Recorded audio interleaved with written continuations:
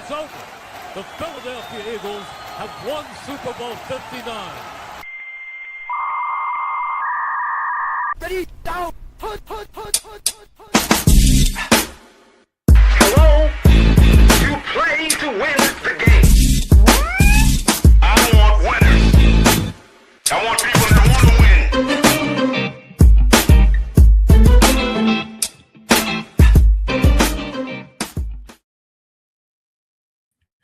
What's up, everybody? Happy Monday to you.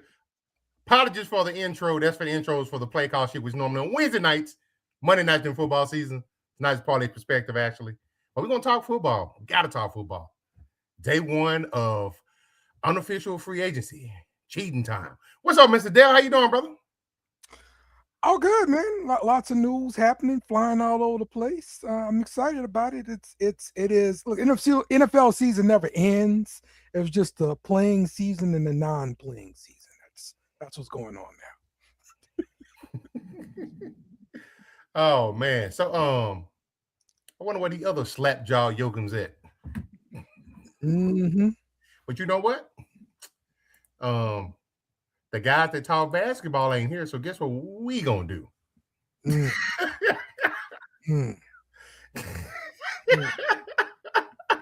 His ears was burning.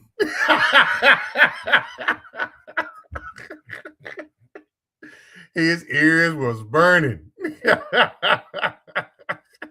What's up, Chili Will? How you doing, brother? Cool. How y'all doing, man? We coolin', man. We about to skip basketball. No, y'all wasn't. I'd have came back in here and started a whole new topic. And just when I said it, you popped up. I said your ears must have been burning. Give me a link. Dale was out here for. Did you see it? No, I got it. I'm here. Okay. Well, obviously. But man, we won't get into the meat and potatoes. We're gonna do what we do first. But NCAA basketball. We had some women tourneys this week, right? Mm-hmm. Dale. Now, if LSU women had won the SEC tournament, you'd be here King Kong. Yes, he would. He would have been so happy to talk about basketball today. You're not feeling it, Dale?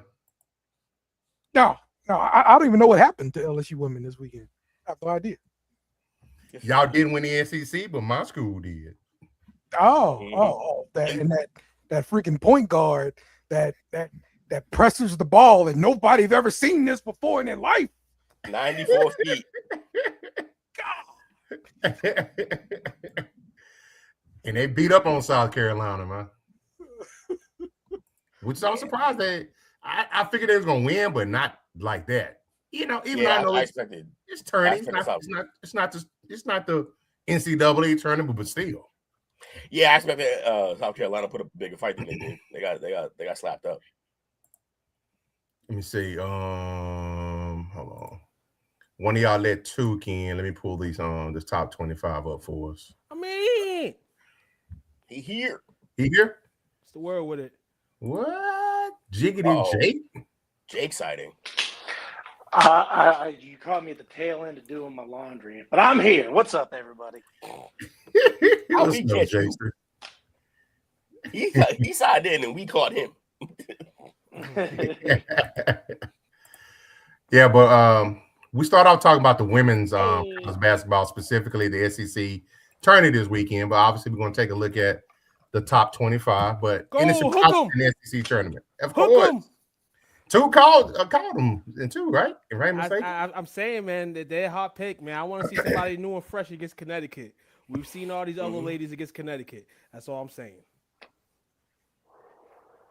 You kind of sounding like butter right now. What's the deal? I'm in the chinchilla right now. I'm chilling.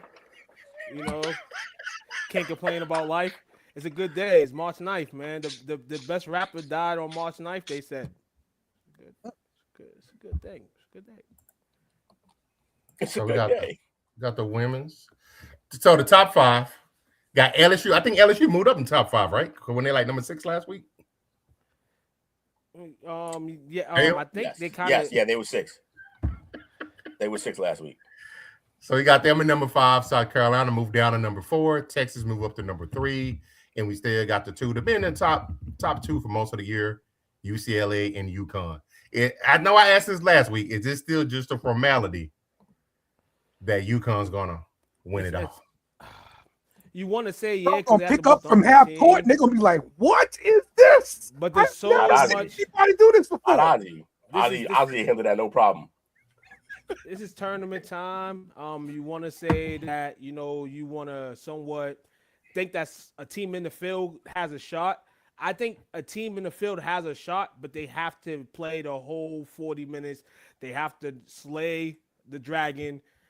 There's a couple of teams that could give them problems, but I don't know if they can beat them.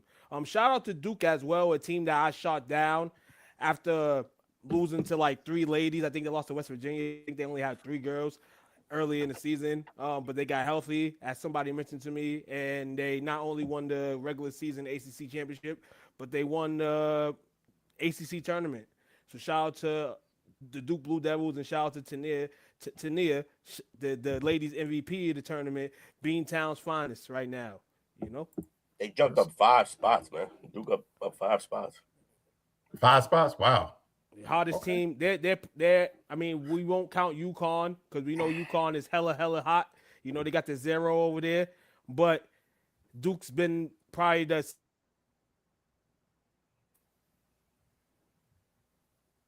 bar none. Hello? Okay. Housekeeping.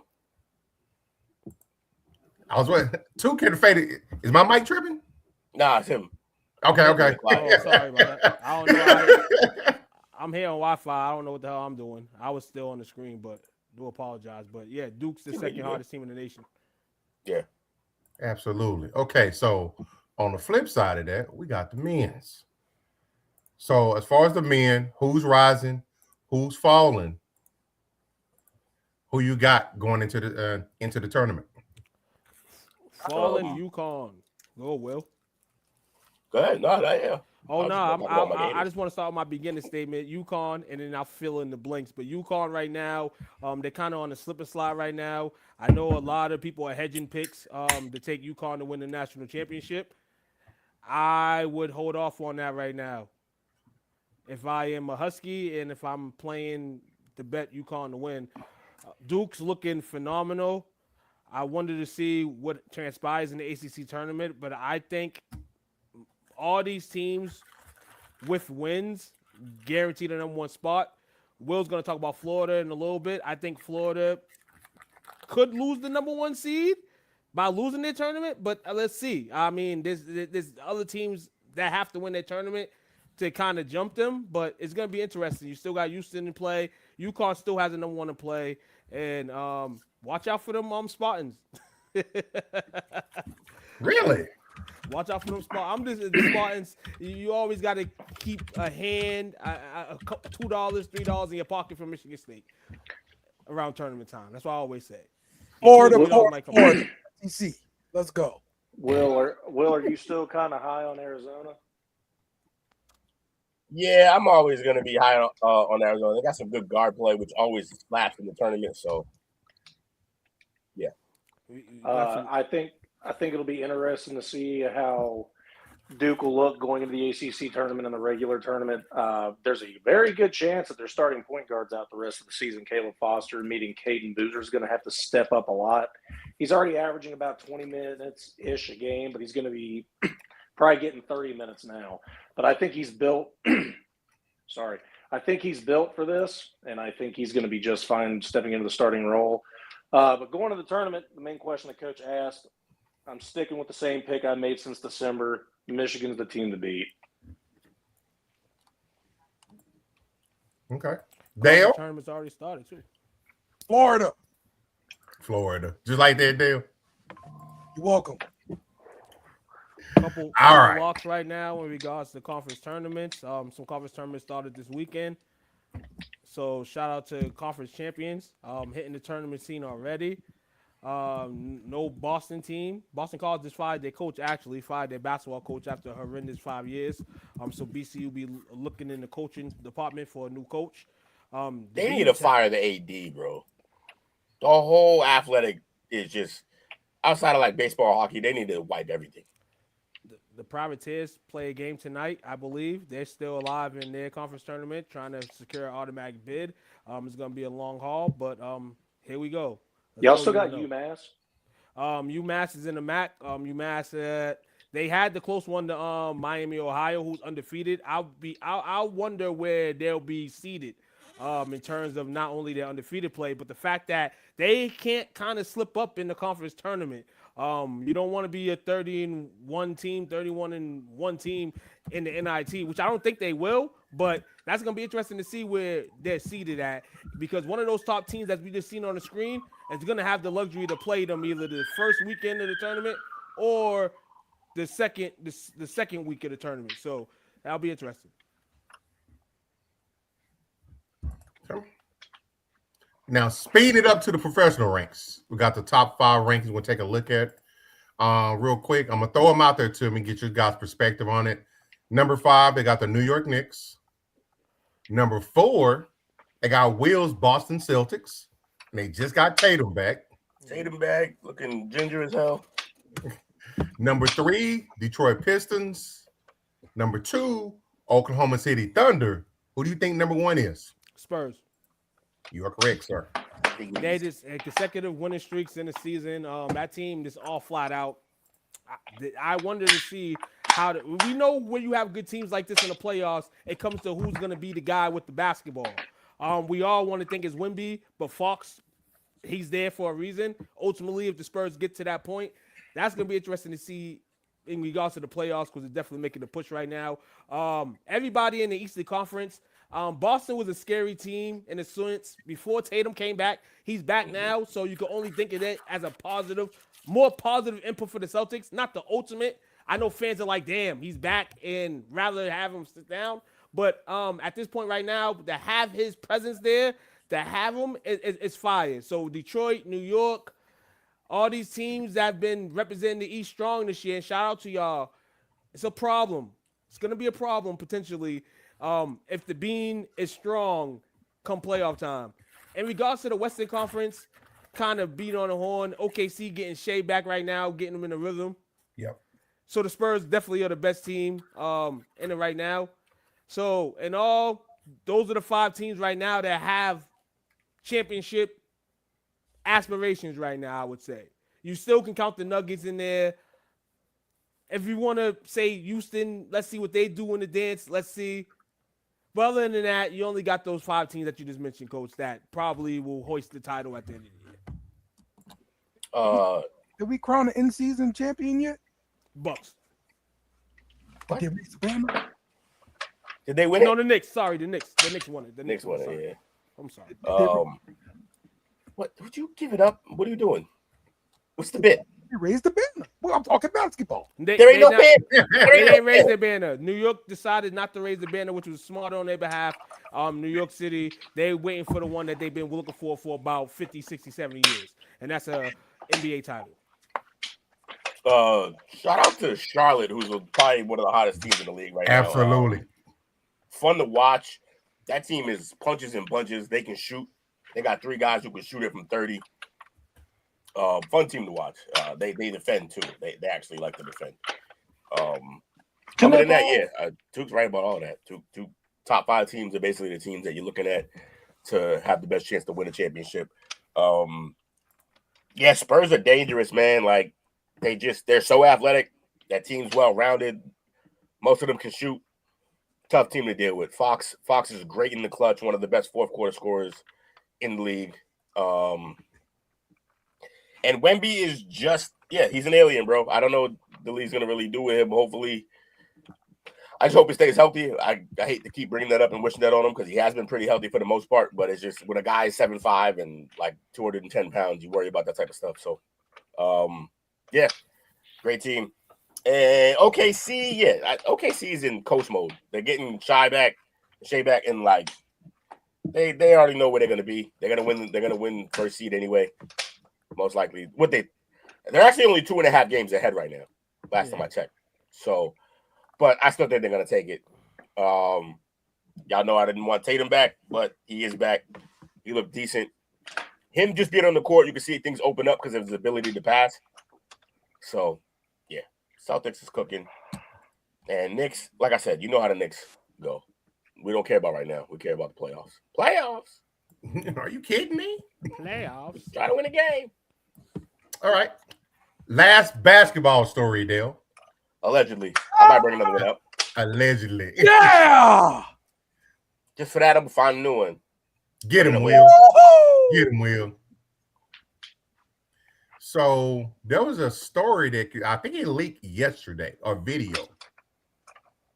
Dwight Howard's wife. Oh, boy. She leaked the video saying he on that rock candy, allegedly. Anybody seen that video by chance? I seen it. I seen the all the candy. God damn. Is she still like active today? Does anybody know? Is she, because that's crazy. I've been looking. I haven't seen any update or anything like that. He said, "What's the Instagram?"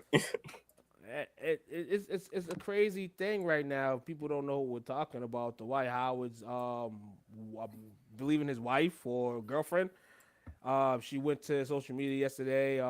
Had a bunch of claims that she put on air via social media. Also spoke on her kids being taken away by DCF, and here she is over here turning up. Not my type of party, but she had nobody there. She was turned up by herself. I know one thing: when you don't have nobody with you and you got all that candy, listen here, I'm gonna go to sleep. So back in the How's she not going to jail? Dwight Howard, though, For possession? yeah, Dwight Howard lives an interesting life. And I'm not talking about her at all. I don't know the lady. We know a little bit more of Dwight. And while this is all going on, you see Dwight at basketball games. You see Dwight just living his Hall of Fame life, you know. But we've heard of instances and read instances before with Dwight Howard with many different women, many different men. Whatever scale you want to put it on, we'll do it. And this is a sad situation because then you get the kids involved. And the way it looks is that he's drained her or she's drained him and he's tired of it. So he leaves and now she's devoting to drugs to get over this. It's a sad situation. Dwight Howard talking about a comeback. He ain't getting no comeback. And even if he was, this is the last straw. Because ultimately, we don't know this girl. It's all going to come back to Dwight Howard. It's a sad situation. We really don't have much to say much about it anymore, but it's really because crazy. they're chief hall for divorce, right? That's what it's all called. Really? Yeah, Dwight Howard terrifies me. You want to know why? Because Dwight Howard was in the same folder as Aaron Rodgers for me. As far as not wanting to talk about him, or as I'm just over this guy. Just like it's always something with this dude, and it's always annoying. And he been retired, and we still here. Is this what's gonna happen with Aaron? Am I have to? After he retired, I'm still gonna deal with the shit. Well, you know what's the crazy thing about it is? He has not retired. And since he's not playing no more, so definitely he might as well retire. Yeah, but he's retired, but the league has made him retire. Right. This dude, listen here, I don't know a guy that's hit the Hall of Fame before he retired, man. You're blessed, Dwight Howard. And you're not going to be blessed if, one, this situation comes out that something happened and involved you. And two, it's just, bro, like Will said, like, you don't want to be that annoying person. Like, you want to be the Dwight Howard, the Superman, the guy that, you know, held the city on his back, you know, in Orlando, you know, that tried to do some different things with different teams. Like, we want to remember you for that. We don't want to remember you for... He was so lovable early in his career, and then he just became a weirdo throughout most of it, towards the end. Like, Look, I don't really care about what's going on with his marriage. All that cocaine probably did not be on camera. I know, right? But like, you're sitting there with it, making a video about him. Are you telling me you never done it with him and you're not doing it then? I don't know. You're the one with the cocaine. I ain't see Dwight with it. Y'all see Dwight with the cocaine? I didn't. Nope. Hey, and if that's his personal use and that's what he does, hey, he's being a smart man and not being on live camera with it. Whatever gets you through the day, man. As long as you ain't killing nobody. No coke never hurt nobody. What's up, Brand? That's categorically untrue, but yeah, you know, it's hurt plenty, but yeah, it ain't. Let him do him. Like, share, subscribe, baby. Kids All don't right. do cocaine. Dwight, though, have fun. No. Don't do it. Jiggity Jake. Howdy. How you doing, brother? I'm alive. I'm dead. You ready to do this, Jake? I am. Let's rock. Let's get ready for Jake's NASCAR. Yeah. NASCAR was in the desert this weekend. They were racing down in Phoenix at Phoenix Raceway. That is the championship track of the last couple of years. Homestead, Miami will now be the championship track for the next couple of years. This track loves to eat tires. There was a lot of drivers with tire deficits this week. I know that Josh Berry and Chase Elliott could not pit on the last pit cycle because they ran out of tires, and they brought 8 set of tires. So, yeah, they were done. A lot of people were at deficits. Ryan Blaney obviously had the best car this weekend. His car was fast. He had some pit errors that put him in the back of the line, but he was able just to cut through the crowd and get right back up front. Christopher Bell led the most laps all day and was able to fend off Ryan Blaney until the last, I believe, 6 laps. He was ended up starting behind because he took 4 tires, and he was started in 8th place, I believe it was, and Ryan Blaney was able to overtake Ty Gibbs and basically ran away with the race. So Penske was celebrating their 60th year, and the IndyCar series on Saturday with Phoenix, Joseph Newgarden won, who's a Penske racer, and they swept the weekend. So congratulations on Roger Penske and everybody with Ford and all them, even though I can't stand you, on 60 years and winning the weekend. That breaks Tyler Reddick's win streak at 3. It was going to be pretty impossible to do 4 in a row, but Tyler Reddick was up there all day in the top 10, ended up finishing 8th. Not a bad day for him. Denny Hamlin finishes 5th. Jordan was there with Fat Joe and a couple other guys. But no, really good weekend of racing. We're off to Las Vegas next week. Qualifying starts Saturday at 11:30, I believe. Las Vegas last year was won by Denny Hamlin in the fall, which was the very last race in Vegas. So Denny Hamlin's looking to redo what he was able to do last year. This year, I did not know this. I forgot to put this in my NASCAR recap in the first week. There is a different car this year. They have more horsepower in the car this year, which definitely changes the handling of the car because they're able to go just a little bit faster. But that also switches up the handling.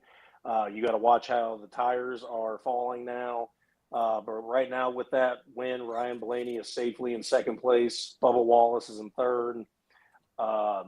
Tyler Reddick is still very much in the points lead, doing really good. Denny Hamlin was the big jump of the weekend. He finished 5th this week, and I think he was in the 20th where he was ranking with the points right now and with that 5th place finish. And I think he finished 2nd in stage 2, which gained him 9 extra points. He jumped from, I believe it was 21st all the way up to 12th. So he's officially in the chase. Took, you got anything to add? I know you normally have a nice little bit of NASCAR with me. Yes, absolutely. Unfortunately, I'm sorry that that homie couldn't get 4 straight. I know, the Presidents this weekend, and the Presidents, if he would have continued to win, steadily and deadly. But shout out to NASCAR for his first opening 3 weeks. Shout out to you for having all this news and coverage for us in regards to that this weekend. He texted me speaking on a couple cars. So yes, man, Jordan, you know, bring the stars out. We know you got them. We know Fat Joe signed to Jordan. If you know, you know. And next week in Vegas, who you putting your money on, Jake? I mean, not your favorite racer. If you had to put your money on somebody else, who would you put your money on? This is not going to be a favorited pick by any other fan because we all know how NASCAR is. I got Bubba Wallace. He's been running good for 3 straight weeks, even at the road course, and he has been up front and he's been handling his car very, very well. He is – I'm not going to say he's due for a win because he won Indy last year, but just the way he's racing, you can tell he's hungry and he's ready for a win. I'm going to take Bubba Wallace at Vegas. At some point, man, we're going to hear Bubba's name a lot more than a couple times. My dream is in the next 2-3 years, Bubba Wallace wins a NASCAR championship, and the racing world turns a little bit. But until then, competitive races will harm. The chase that you mentioned will get ecstatic, and all, man, it's a season of racing, man. This is their regular season. This is what they're professional to, and preparation during the week is gonna be dope. So can't wait to see what happens in Vegas. It's going to be a good weekend of racing, too. Vegas is looking beautiful this time of year. So looking forward to a good weekend of racing. But that being said, it's been your dash in NASCAR. What we got next, Coach? No more left turns. Now Willendale come back. I see how you guys are. I just wanted you to stare at a screen for 20 minutes. I got nothing to say. Watch the race then. So, like you fellas, y'all's phones were probably just going crazy today with notifications. Because today was the start. I think they call this period the legal tampering period. The NFL free agency. They can't officially sign until Wednesday. But today, as of 11 o'clock Central Standard Time, I believe, teams can start negotiating with players and agents who are free agents. Are we ready for some football? Mm-hmm. Mm-hmm. Sure. So, y'all want to go by who got the most money? Y'all want to go by the positions? How y'all want to do this? Give me the sexy ones first, Coach. The sexy one first. So it's probably going to be the big money ones, huh? Okay. This one kind of caught me off guard. Jalen Phillips, is he the guy that Philly got from Miami last year during the trade deadline? Yes, exactly, the pass rusher. This was, I believe, a former first-round pick. A lot of promise. Dealing with injuries and that sort of thing. And yeah, he got the cash in now, and we'll see if this deal is going to be one of those deals that they regret having. So many of first day deals are deals that teams regret like 2 years later. Yep. So where was he signed to? 4 years, $120 million. To who? $80 million guaranteed. He went to the Carolina Panthers. Ooh. Yes. So the Panthers, that'll pair him with Derek Brown on the front as well. I have to look and see who's on the other side, though.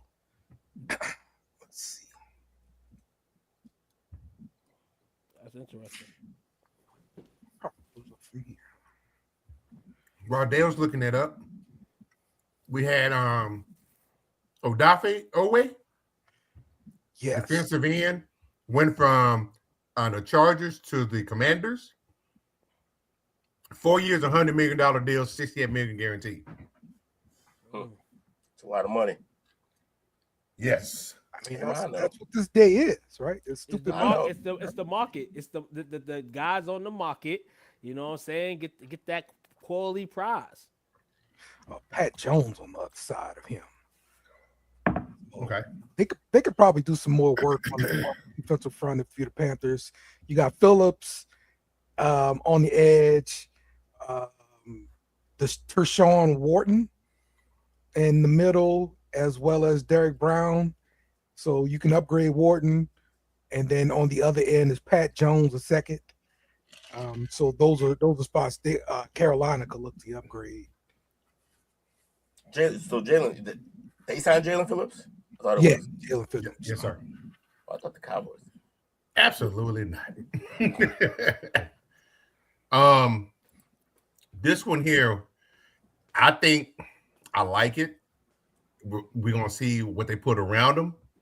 Malik Willis goes from Green Bay to Miami. This is one of the spots. So this was one of the guys I made fun of you guys about, you know, like saying what has he done and all this kind of stuff. Like I'll earn a starting spot. So that's what I would like to know from you guys. I mean, are we talking about the spot starts that he did for Love? I think that's what got him paid. That's literally what we said. Okay. That's all. Fascinating way to say I was wrong. That's all you could judge him. That's all you could judge him off is the games that he played. Can't talk about Tennessee. You can't talk about Tennessee, but I mean, if the market's progressing, and it's crazy because we just seen a couple guys cut, and the millions is shredded. So these guys are going to go to teams for basically free, and the other teams got to pay them.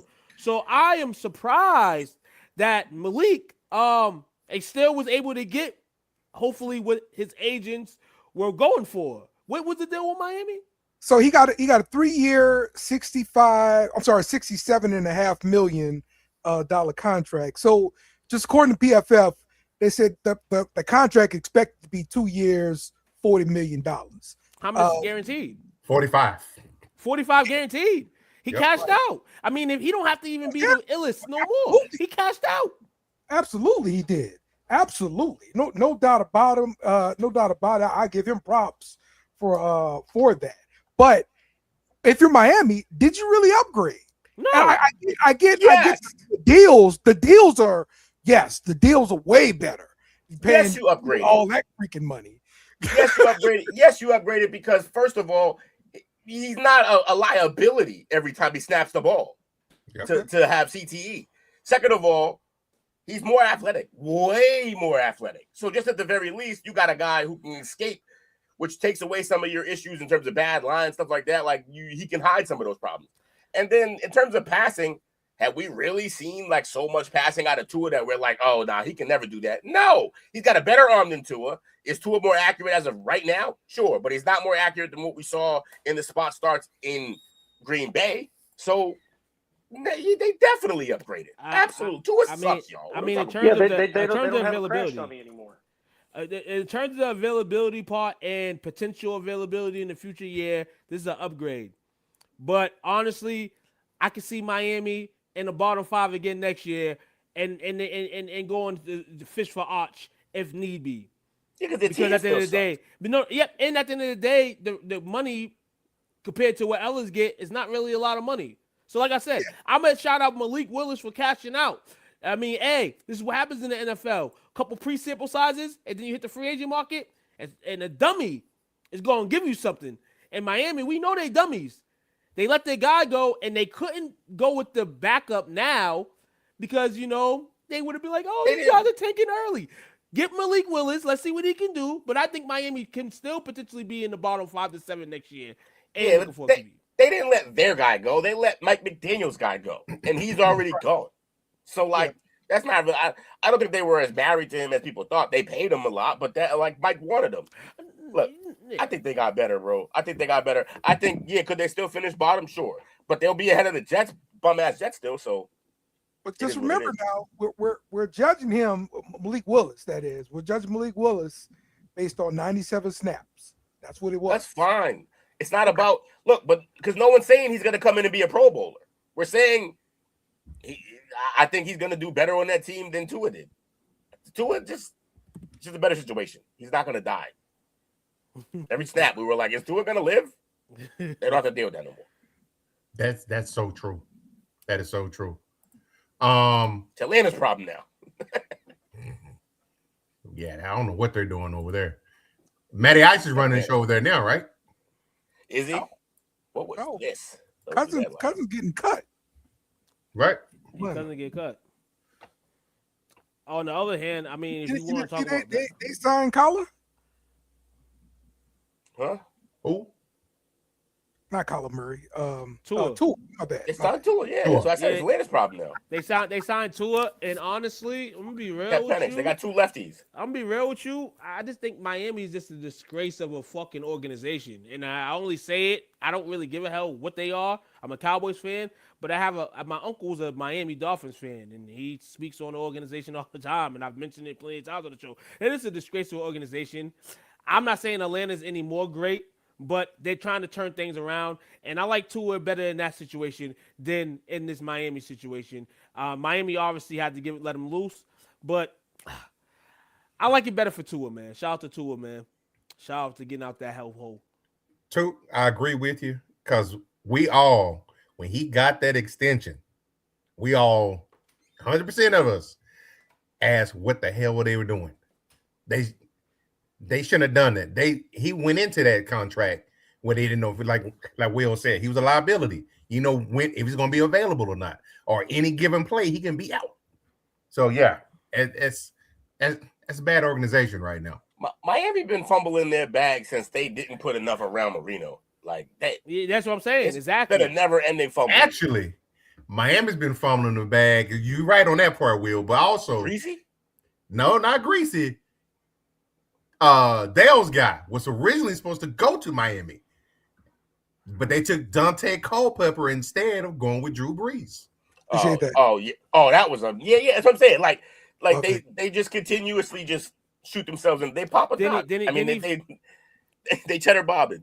Didn't they say he failed a physical or something? Yep, for that shoulder that elbow So, that got dislocated. Damn. No, his shoulder was stuck up here. I would have took that over. I would have took that over somebody almost dying on the football field. Shit. Yeah, which is why they probably made that mistake. They were like, well, we didn't do it with Drew. Maybe we should. He's not Drew, bro. You played yourself again. Congratulations. You played yourself.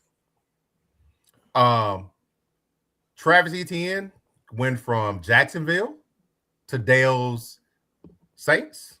How you feeling about that? 4 years, $52 million. It's the Dale's wrong segment. Yeah, here we go here. I'm not a big fan of signing running backs to second contracts or anything like that, right? Or drafting running backs in top 10. He just don't want running backs, apparently. No, you don't want to do that either. No. Just none. Don't even employ them. No, you never get your money's worth when you sign a running back to a second contract. Now, here's the example. Here's the example we got, right? Like we got AK on the team rotting away on another deal. You know what I mean? Now they just did some hocus pocus on the old contract there. And he'll probably get or he's available to get traded now because of the hocus pocus on the contract. I don't know if they're actually going to end up moving him or not, but that's why I don't like obtaining a running back like ATN. He's got a 4-year deal. I doubt he makes it to the end of that 4-year deal. Now, I was off of ETN coming in as a rookie, and it was just because he tore his Achilles. And I'm like, man, running back with Achilles injury? I don't want that. Right. He proved me wrong with that. So I will admit to that. He proved me wrong. So now you're offering that guy with a second contract. Yeah, not a big fan. Good thing about that deal, none of it's guaranteed. Yeah, so No, it's not guaranteed. None of it. Right, you got to have that protection, though. I mean, if you're gonna just move away from Kamara, I think you are. And you had the running back of the future. I mean, you got his future potentially. He got hurt last year, correct? But there was another guy that came up, right? So this is all protection. Like if NTN is good, then A, you got a good serviceable running back. If he's not, then A, you can go right back to the market and go flip a bird. I mean, you're not in no rush right now to overdevelop, but you need to show that you want to somewhat improve. And with our Kamara, I just think it's stale. I just think, honestly, you got to let his ass go. Guys who didn't get a second contract from their team. I don't really know about, going out to go get a running back until you're like till you feel like you're really in the hunt. You know what I'm saying? Fine. Like running back don't last very long. And so like I'm cool to like not obtain one until I feel like I'm in the hunt. And I like it. I like it because it takes pressure off a guy that you guys are believing in Chuck. It takes a lot of pressure off him to have a decent back behind him, which is why I like the signing. I also don't care how you bum spend your money. So next, if y'all smart, like Will said, it puts him in the comfortable zone. Next, got to find my adequate tight end. Tight end. Yep. And there's a couple in this draft. You guys don't like Juwan Johnson? Is what you're telling me? He's hit or miss. It's not a future guy. I think he's solid, but like I just coming from the fan not building around who him. doesn't like any of the receivers on your team, you need to get you a tight end that you can count on. Yeah, that part. A guy that can move the chain. Y'all might be in the hunt from the kid from Oregon. Morgan? What's his name? The guy from Oregon? He said he would ask for a trade. They're about to pay Bijan in stock options. That team is bad, and he's so good. He probably got rid of the other back. He's about to become a made man. Yeah. He's about to become a dead man. Like there's two backs who just lost their protection in front of him that I'm worried about. It's him and Gibbs. Him and Gibbs losing their protection in front of them. They better go out both teams and get like goal line backs to help with those carries because I love Bijan in them, but they're too small. Dale say he want to talk about sexy. I got two back-to-back sexy trades. Free agent signings for you. The one reigning MVP, Super Bowl MVP, Kenneth Walker goes from the Seahawks to the Chiefs. 3 years, $43 million, 28.7 guaranteed. Now, this is one of those second contract, right? And it's going to work, I believe. Now, the health part, you always got to deal with the health part, especially at running back. That system. Look, especially if they keep Pacheco to do the power stuff and just let him run hard in between the tackles, and then you bring in Kenneth passing downs and every other down. Yeah, I like that rule. I like that for them now. Early season's going to be rough. Like they saying Patty going to be back. I think that's dumb. You know my stance. But if he is, that's a nice little check down for him. But let's still look at the Chiefs, right? The Chiefs are ready to compete, right? Yeah. Kind of. Go out, get your running back. Yes and no. Yes and no, they're ready to compete. I guess because Kelsey is a shell of himself. They need to make some moves because their best receiver is a fucking menace off the field. Their best tight end is 1,000 now in tight end years. That is a problem, though. They lost a lot on defense. They lost both their starting cornerbacks, right? Yes. Yeah. They wanted and safety now. They wanted the whole world on Mahomes. They wanted the whole world on Mahomes. Now this is gonna be the whole world versus Mahomes. This is what it's gonna be like. And the shout out to Kevin Walker for getting that bag. That bag gets in. But Dale, you said second contracts for running backs. I wasn't really a Kenneth Walker fan anyway. Before all this miraculous great play and staying healthy and winning the Super Bowl. But you played it at the right time. And I think it comes to a hope. Shout out to Kenneth. He'll do some things. This ain't it, Chief. Yeah, This ain't it. This ain't unintended. But I can understand from a standpoint that if your defense is gonna nag a little bit or start redeveloping, you kind of, by the market standpoint, you need some power.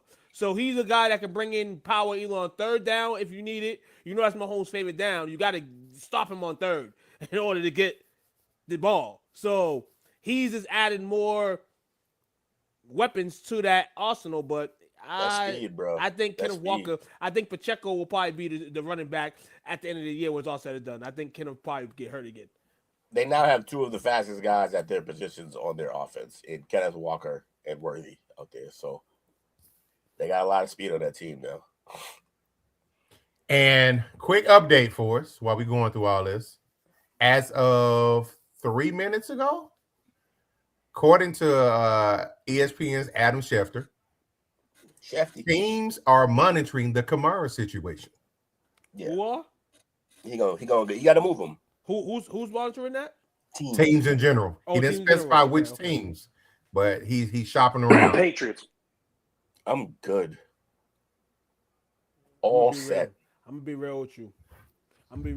We just talked about a guy who's probably gonna be at the end of next year, if not the best running back right now, the best running back at the end of the year next year, and that's Bijan. I'd say Kamara, go back to the crib, go back home, be that guy behind him. Real talk. If you can find a starting spot with a team, get that opportunity too. But bro, I don't hate it. It's two dynamic backs there. That would be dope. And you're not really mad backing up a guy that can save you a couple years off your toes. Oh yeah. So Kamara, ain't no shame to backing up Bijan. You've been on winning teams, Kamara. Atlanta's trying to build, but I mean, a couple hiccups last year and it reverses. I think it could be good term this year. Yeah, go to Atlanta. Bijan's still on rookie deal. That makes sense. Go to Atlanta. Okay. Next one. Even as much as I hate to admit it, I think it's a sexy signing, and I'm from afar. I'm a hate, but I'm curious. I'm gonna chime in and look. And that's Mike Evans going to the San Francisco 49ers. He really don't like the Niners. This is hilarious. The whole deal shit got y'all fucked up.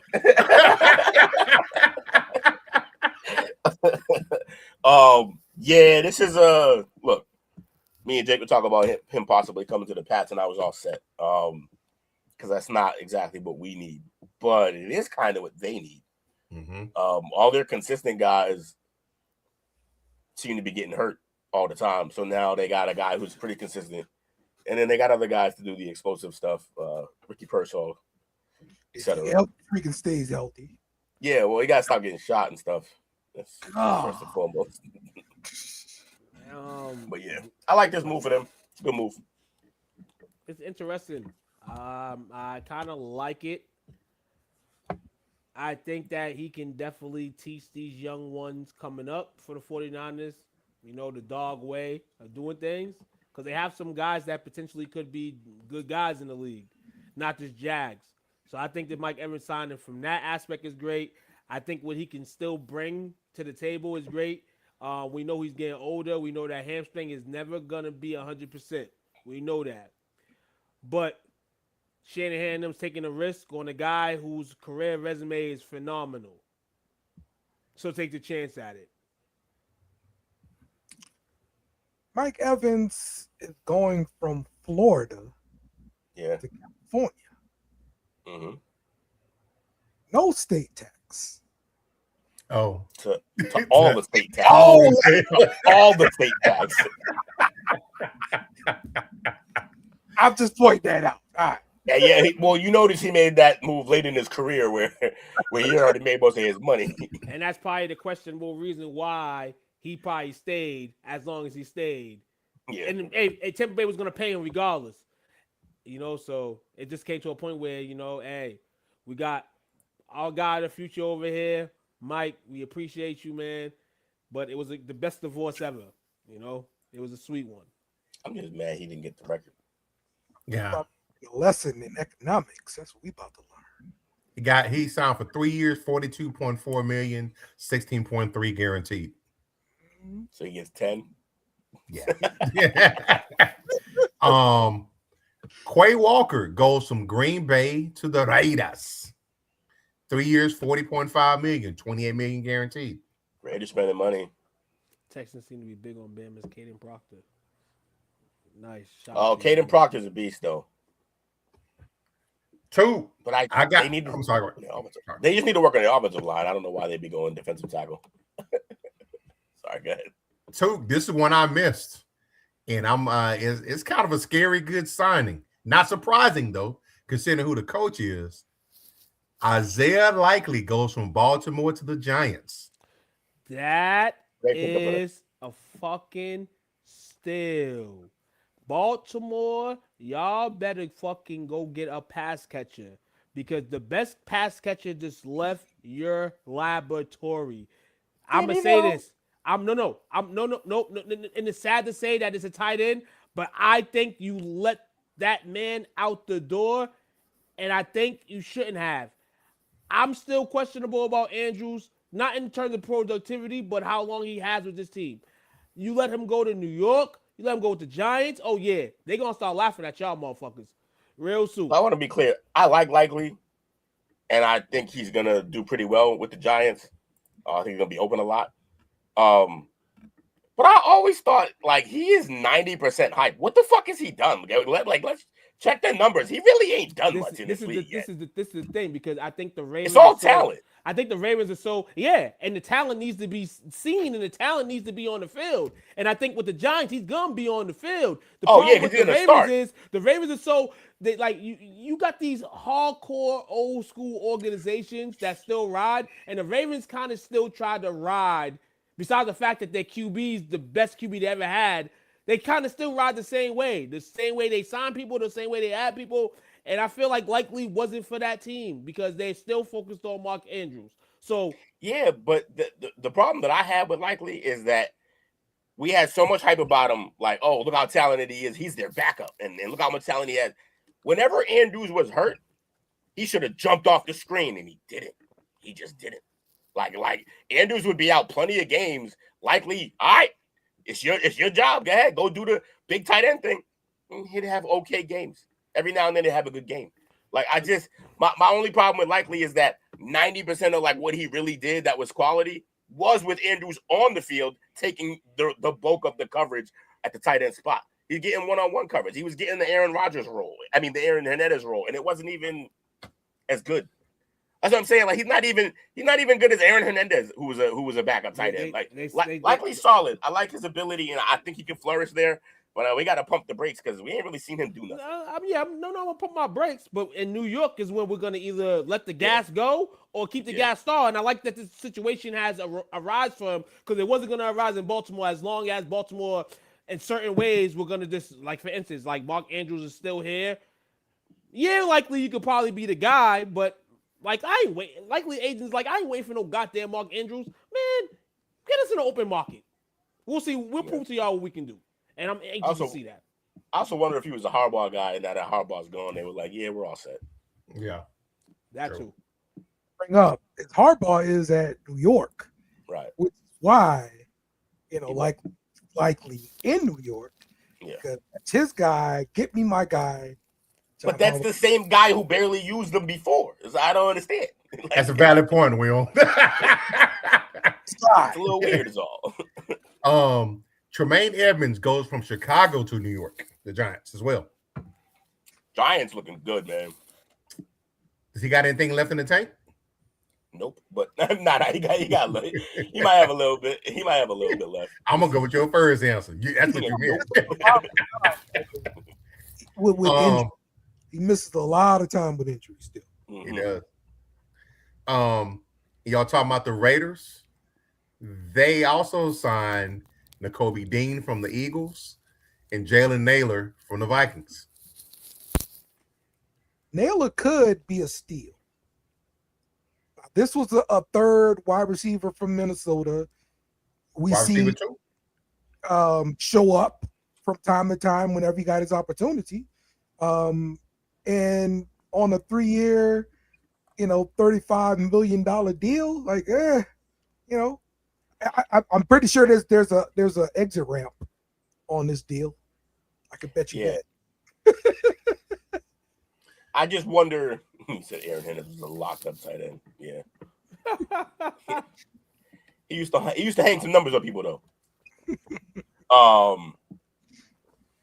Yeah, I wonder if I always wonder if Naylor is, product of being on the other side of Jeddah. Yeah, he's saying single coverage. Like, if that, he'd be left open with Jeddah on the field. Like, it's crazy. Yeah, that's what the gig was, right? You got to make it right. But is that what you're? And so where'd he go again? Raiders. Raiders, yeah. So out there. So he's not gonna be number one, but he's probably number two. Oh, I guess you're number 3 if you keep what's his name, little speedy guy that they love and only throw to him. I don't know, bro. Who's throwing to him? Mendoza. Yeah. Who? The Rook coming out. Oh, Mendoza? Yep. Like they literally got nothing else out there, man. Like Trey Tucker, they Look, drafted Jack Besh last year. So, I think Beck's gonna take a step forward this year, and I think Tucker is obviously what he is. So if he's the third receiver, and then you got Bowers, and then you got Jaunty, they're building something. But Mendoza is going to be under a lot of pressure, man. He's trying to. They're bringing. I love that they're about to bring in like little baby Jesus to the black hole that is the Raiders organization and try to make him fix everything. He gonna need to walk on water for this one. He turned the water into wine. I'm be real with you, dog. I'm be real with y'all. Go ahead. I'm gonna be real. If I'm the Raiders, I do not select Mendoza. Save it for the mock draft. No, sir. And I say that. I say the Raiders should sign my man Jameis Winston to nothing, basically, and let him rock. See, next year's draft is excellent, Raiders. Next year's draft the agent of chaos. I'm not sold. I've seen this man play. He had a hell of a year to end. I'm not sold on Fernando Mendoza. I'm not sold on him. Yo, I did a mock draft recently off show and traded back out of that first pick with the Raiders. They ended up with Arvell Reese, another good first round, like so many picks, and then the first from the next season, and was able to do exactly what Tuka's talking about. Yeah, but I think with the new regime, they're ready to win now. And if you bring that new coach in and you just give him Jameis, it's kind of messed up. I love Jameis, but there's no better way to promote failure. I mean, you can get Mendoza, you can go through the humps, and we'll see how he is at the season. I mean, obviously, you're gonna need that second season, of course. First season, you can be judged, but I mean, whatever. You're the number 1 pick. It's your first year in the league. But I think for the Raiders' sake, I see the Raiders, like I talked about a 5-7 team a few segments ago. I think they still end up in the same spot. Oh, well, yeah, but usually teams who pick first do. Like, it's not like it's very rare you get the first round pick. They're there for a reason. Yeah, like they're there for a reason, and they suddenly make you a contender or bring you out of the basement. You're usually still in the basement for a while, and then you build around. I think there's use for a guy like Jameis Winston to get you through the year with laughter and happiness, and still lose. Then Mendoza, rookie, he comes in, he throws 20 to 25 picks. Then you're fucking in your ear. No, what should we do next year? Should we keep this guy for a second year, or should we go get Archie Manning? What do we think about the Raiders' defense now? Do we think it's totally trash now because Crosby's gone, or do we think they obviously take a step back, but they're still somewhat of a solid defense? How y'all feel? I think they take a step back, honestly. I think that's why they're hoping that this man Mendoza comes in and quickly adapts. And not only quickly adapts, but he's kind of good in the beginning. You see some flashes. I mean, I don't care what happens in the middle or the end, but he's going to have to come in ASAP and show some flashes. They have another pick in the first round. If they go out and get a lineman to go with him, especially if it's a tackle, I believe that they did it right in terms of they actually built the team first, and now they're going to place the quarterback in the situation. Their defense what number pick do they have? Huh? What number pick do they have in the second first round pick? 13? Let me check. Because I know Brandon was talking about in the comments about Proctor. Caden Proctor, yeah. Raiders like the 16th. So it's 60. Okay, yeah. Oh, so they're after Houston then. Yep. Okay. I'm not just saying this because Took is my podcast brother. But Took, I think you may be onto something, sir. Jameis? You like the Jameis move? I like the Jameis move because I just thought about it. If they're not one player away from competing, a lot of people think there's other than Mendoza, there's better quarterback prospects coming out next year. And they may trade out of that to try to accumulate as many draft picks as possible. Still get a decent player, but as many draft picks as possible. Because they know they got the ace in the hole next year. They might be bad next year. They could be right back in this spot again. And they got 2 first-round picks next year as well. That's what we did in the mock draft last week, right? Yeah, 2 weeks. Yeah, I think 2 weeks ago. I think we traded out of that. And you got two teams in the Jets and the Raiders who need quarter. It's like they need quarterbacks, and there's quarterbacks on. I mean, there's a quarterback on the board, but the second team can't go reach out for that second projected quarterback because they are like probably a second rounder or maybe a middle of the first. You know what I'm saying? Late first. Reach. I think Mendoza goes Raiders, and I think the Cardinals jump up to get Ty Simpson. I think they draft at 3, but not Ty Simpson, and then they jump back in to get Ty Simpson. Oh, okay. I like that. Because like now it's like you have this, like you have 2 QBs that are gonna go at some point, or one of the quarterbacks, Ty Simpson is gonna go earlier because there's not too many teams that are looking for a QB right now, a franchise one that is, yeah. What I might do if I'm the Raiders? Just because of what you said. And I think if you do it this way, then you're 100% right on this. Maybe you do bring in Jameis, okay? With that first pick, you take the best player available. I don't know what you guys think if it's gonna be Bain or I think they should take Arvell Reese. If they take Arvell Reese at 1, they'll have another good pick at 16 we said. Then second or third round, even though he had a crazy fucking combine, I still think the kid out of Arkansas will be there. Absolutely. You take him because he's a freak of nature physically. He's basically Cam Newton physically. And hopefully he's not Richardson. Here's the thing. If he's good, you nailed it still. If he's bad, you pick early again next year, like Took said, with a better quarterback class. Took talked me into it. I just don't think. I honestly like it's a QB kingdom, and we see some guys come in and flash. But maybe this year the guy that comes to flash is a late rounder. Maybe. Thinking it's an early rounder is bad. I wanted Ty Simpson to get in to go get his money because I know at the end of the day he can be placed on a team a better situation of money than next year. Did any of y'all see Dale's face during me speaking? And he's just like, no. Are you have a problem with drafting a quarterback not in the first round? Because you did it. And you're loving it right now. I need you to explain what your little faces was about. We didn't. Talk your talk, Dale. It was second round, thank you. Okay. Not first. It does not have the magic dust. What's that? What? The quarterback pixie dust?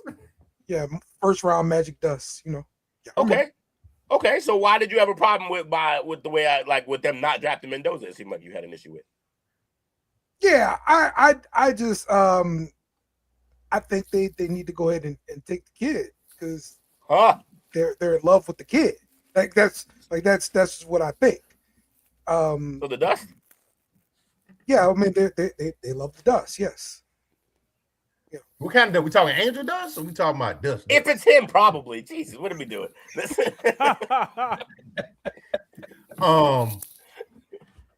Reed Blankenship goes from Philly to Houston. Messed up, man. How you gonna leave the other guy? Yeah, you let the other one go. Yeah, you gonna leave your white brother out there by himself. You let Thing 2 go by himself. Yeah, it's crazy.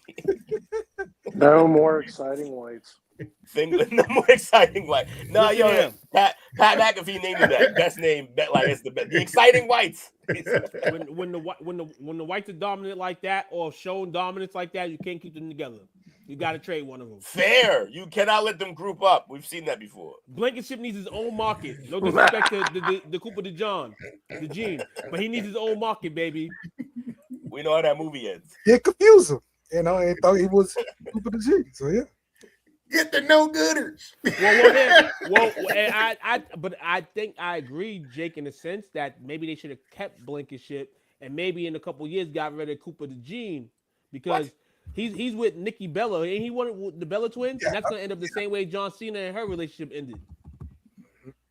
Cena had a good career. He had a Hall of Fame farewell tour. Cena went bald after, and it was over. Cena went bald after that. He went in with a full head of hair and came out looking like Kurt Angle. That's crazy. Oh, man. But shout out to Blankenship on that Monday. Demario Davis goes from the Saints to the Jets. Back home. Man, 40. That's where you got drafted. Really? Jets. Yeah. Okay. My man want to go back to that dusty shit. Oh man, the connection is the head coach. Aaron Glenn used to coach in New Orleans. That's right. So you're with Demario Davis. If you need a leader to come through, that's your guy. What does Aaron Glenn want? Another old guy to go fall asleep with him during combines? Yo, he wild out for that, man. How you fall asleep at the combine, bro? I know you work long hours as a coach, but like, call up Dwight, do some cocaine or something, because like you guys stay up for the fucking for the combine. That's crazy. Oh, I like this. Noah Fant goes from the Bengals to the Saints. Yeah, I mean, I'm not going crazy about that. I mean, he's always hurt. God. Yeah, he's kind of a jag. Like, a couple years ago, I'm like, yeah. Yeah, he's the ultimate, like, oh, yo, Noah, and then he never shows like what you expect out of him ever. Career underachiever, unfortunately. Listen here. This is what I'm hoping Isaiah likely not to be now that he got the money in the destination. Yeah. Noah Fant, good example here. Noah Fant, tight end Chandler Parsons. Just stealing money across the league. And last sexy good signing before we talk about something in particular, Rico Dowdle goes to the Steelers. I didn't see that one. I missed that one until I logged in here on PFF. 2 years, $17 million. That's good. Yeah. Solid trade. Solid pickup. I'm actually surprised the Panthers let him go. Yep. Yeah, that part. It's really just because he had a good year for them last year. And then, I mean, their running back they drafted from Texas, he still hadn't shown anything because he's been hurt. Is that what you said? He still hasn't played? Like he barely played? He's been played, yes. Yes, I'm really shocked at this. Yeah, if 2 years, $17 million, bro. Like, this ain't breaking the bank. Yeah, if you're Mighty Mouse, you're looking around like, yo, what? Why did they? All right. They let go my running back who like balled out for me this year. But if you're the Steelers, you pick up Dowdle, you trade for Pittman. You got 2 6'4" wideouts now, and Dowdle back there. They were just like, yo, give Aaron all the tall guys. They'll just, do your best. Is he coming back with the 6'7" tight end? You keep asking the question, Will. They're so tall. He has to. I mean, they're not making all these signings for a reason to bring in a rookie or a humpback. I don't know. The Steelers are doing Steelers things. So I think that Aaron is gonna come back, but I monitored them to go obviously in later round situations to go for a QB for I guess toolage and tutoring reasons. But do we I think Aaron's coming back. If they're able to block a little better, do we think the addition of Dowdle and Pittman makes them dangerous? The Steelers dangerous again? I think it makes them much more respectable on that side of the football. I think. No, we don't. We don't need this. Not you. Oh my! No, I've read. Oh my God! No, we don't. We don't need that. That's all I know. Is Aaron coming back? He asked the question. About the team, okay? It's about the team, the Steelers. No. I want to know what they're going to do at quarterback. I don't care what Aaron does. Aaron's having his farewell tour this year. I had enough. He's having his farewell tour this year. Any team that y'all are interested in as far as like who collectively who they might have signed. Let's take a look at y'all's Patriots. Y'all have signed. You got Draymond Jones from Baltimore and Reggie Gilliam from Buffalo. Got a fullback and an edge. We signed a fullback in 2026. Oh, y'all went Kevin Folk over here, huh? No, right. All I know is that we've been pretty quiet so far, and I don't like that, but I'm okay. I guess you know what quietness means, right?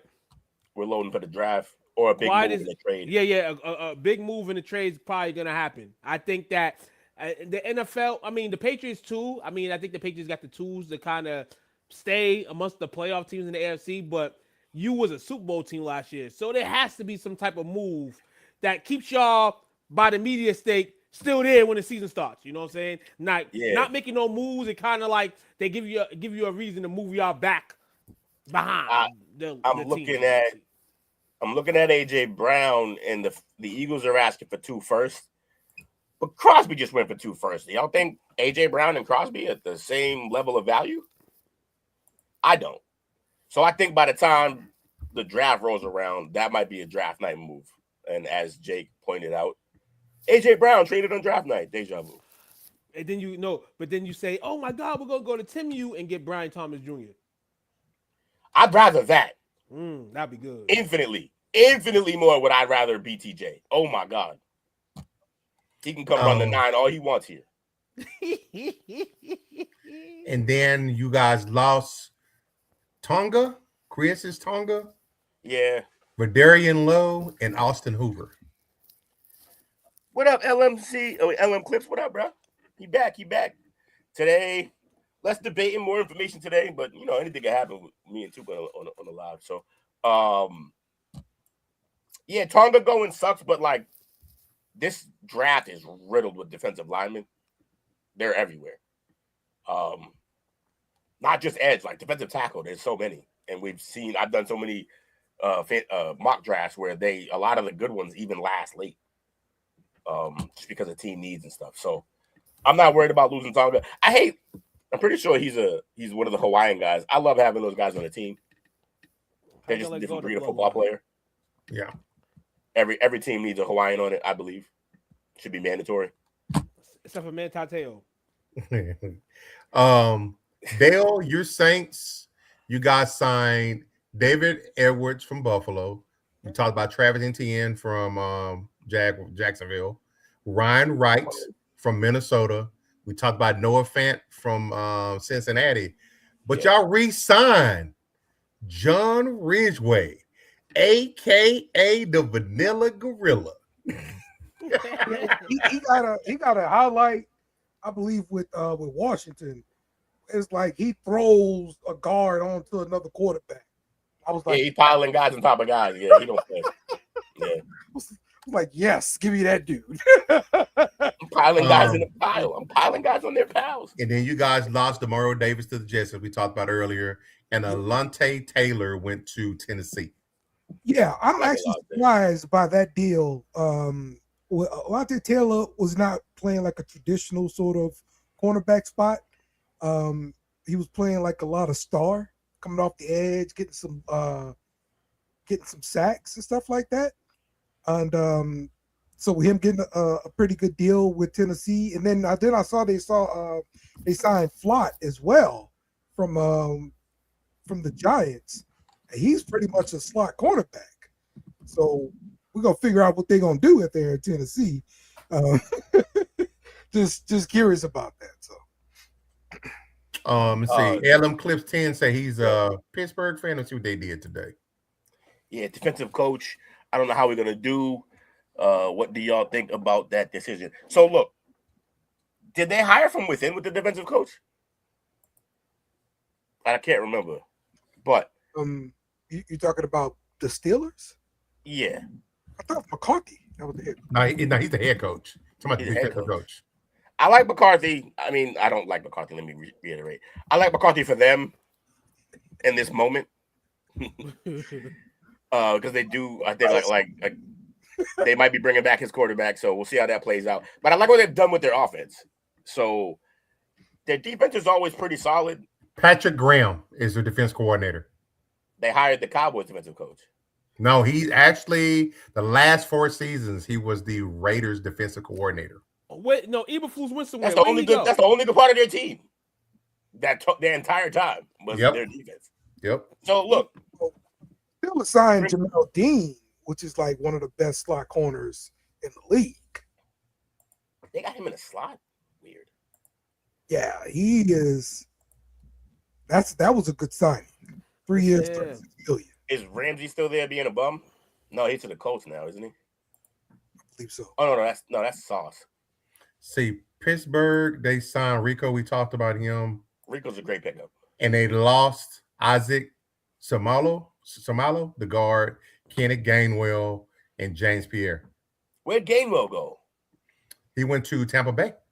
Yeah. Gainwell had himself a year last year. He made catches I've never seen running backs make. So, hold on. You heard about the coach signing a receiver? They ain't gonna have a QB next year. Alec Pierce, man, 4 years, $116 million to the Colts. Yeah, he stayed. Yeah. The reason why he stayed is because the quarterback stayed. Remember I told y'all this? Get going. I told y'all this, bro. The dude said it. Him and Danny got chemistry, and he was encouraged by him sticking around. He's gonna be sitting now. He's gonna be catching passes with that guy in a suit. He's gonna be sitting in Indy next year, killing himself with regret for not playing with Mac Jones. Hey, if they go get Mac, they're gonna. But you know what it was? I know why Alec Pierce feels like his market's better in Indy, because who the hell's Daniel Jones? If he went to New England, his market would have been shit worth with Mac Jones there. Probably not, because New England shows their white guys hella love. I would have went to New England if I was him. Yeah, that's why I pulled it up, because I knew we were gonna get here.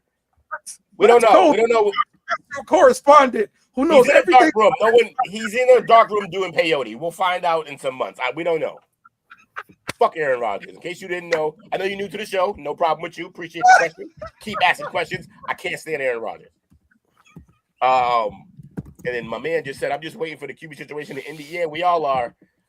They signed a guy who can't walk. What y'all waiting for? It's Daniel Jones. Indiana Jones has been signed. Right now, it's Mason Rudolph. Mason Rudolph. There you go. Have fun, Colts. Hope you enjoy that. Mason Rudolph, Will Howard's 3rd, and Skylar Thompson is 4th. Wait, that's Pittsburgh? Yeah, that's Pittsburgh. Okay, Pittsburgh. Yeah. Will Howard, learning from Aaron, hopefully. The good things only. I'm the coach right now, like the dumbest team ever. They could have got somebody and had a team pay their contract, but instead you gave Daniel Jones $37 million. Like, this is ridiculous. That's a bargain, because you heard who he wanted, huh? Who? What Daniel Jones wanted. He wanted a $100 million contract. I'm sure he did. Look at Tuke's face. Two-Face said, I know you fucking lying. Maybe when they pull that cast, Everybody has a flash in the paint. Everybody has that flash there. This is what the new NFL gives you. But don't think that's sustainable. It's not with him. And the Colts are stupid. They're going to continue. The dumb organizations, the Dolphins, the Colts, they're all stupid. Like, I don't understand it. Like, and I guess I'm shooting at Daniel Jones now. And Daniel's not your fault, because you going to take the money. You hurt. You took the money and bowed down. The Colts, what's wrong with y'all? By the way, like, I want to be clear. They didn't marry Daniel Jones. They gave him a transition. Yeah, they gave him transition. Basically, like, we don't want to be the ones that we just don't want him to walk for free. Which means we don't care if he walks. We just don't care. We just don't want him to walk for free, because he's clearly not walking at the moment. I think they're going to be bad for long, though, because that new ownership, the daughter's running it. I think they're going to right that ship. Hold on. We said the same thing about, hey, I'm a Lakers fan. Hold on. Listen to me. I'm a Lakers fan. And we said that about Jeannie Buss, and guess what happened? Yeah, y'all did. Stuff looked sweet until it wasn't.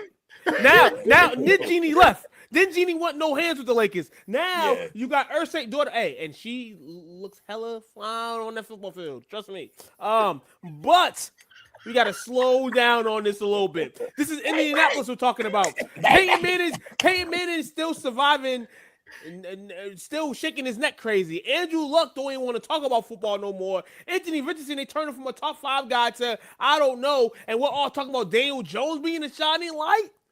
Well, Dale talking about him being a shining light? Hell no. Hell no. But I know why the coach did it, because you don't want to be the team that gets shitted on for letting this man go because he had a good 8 games with y'all. I guess so. Fair enough. What about the move for Pittman there, Steelers?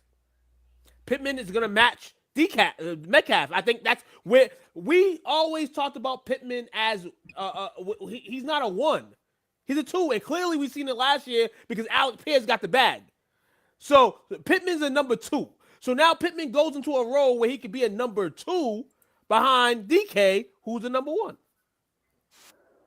You had a winning record with Daniel until you didn't have a winning record. What happened before Daniel got hurt? It was looking bad anyway. Did y'all make the playoffs last year? Yeah, the case is after regardless, this is what happens with Daniel Jones. What do you expect? What do you expect? I think, look, I think, put it like this. Patriots had a winning record with Matt Castle. That don't mean he deserved money. I love it when the people agree with me. No. What do they agree with? He's a Colts fan. He just said he's a Colts fan. So he's biased. He's biased. And they won for the first time in a while. Of course he's going to be up on a guy. He can't let that man leave. That's what it is. Put it like this. Hey, bro. The money. My man Sheed, look, y'all had a winning record with him, but y'all didn't have a winning record with him with a torn Achilles. That's all. That's all I'm saying. Torn Achilles, and his game is based on mobility. Torn Achilles. I'm not seeing it. I like his redemption story. I told you. We talked about it on this show. The first 6 weeks of the season, that was the best story running in the NFL. It was not close. It was the Daniel Jones redemption. We live stream on StreamYard. You want to come through, man? Come through one day, man. You know, we give you Corey's and stuff, but you should be able to pass a Corey. Do we? We got some people on this show. No background checks. You say no background checks? None. We run a don't ask, don't tell. All right. We're gonna got 2 more segments left, gentlemen. First off, we got playoffs. You want to talk about playoffs? Playoffs? Are you kidding me? We're just trying to win a game. We're trying to win a game. This week, y'all, on Class Time with Coach, I want you all to give me give me your best NFL free agent signing of all time and a worst free agent signing of all time.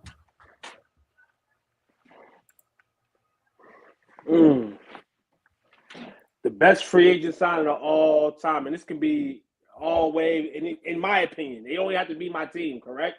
Correct. I got 2 top 10 lists. I want to see if we can guess most of these. I'm gonna be real. Best signing for me as a Cowboys fan, because I'm gonna think Cowboys. We got T.O., dog. I don't know if we got him through trade, but I felt like it was a free agent signing. So that was a good signing for me. When we got T.O., I thought heads was off the roof.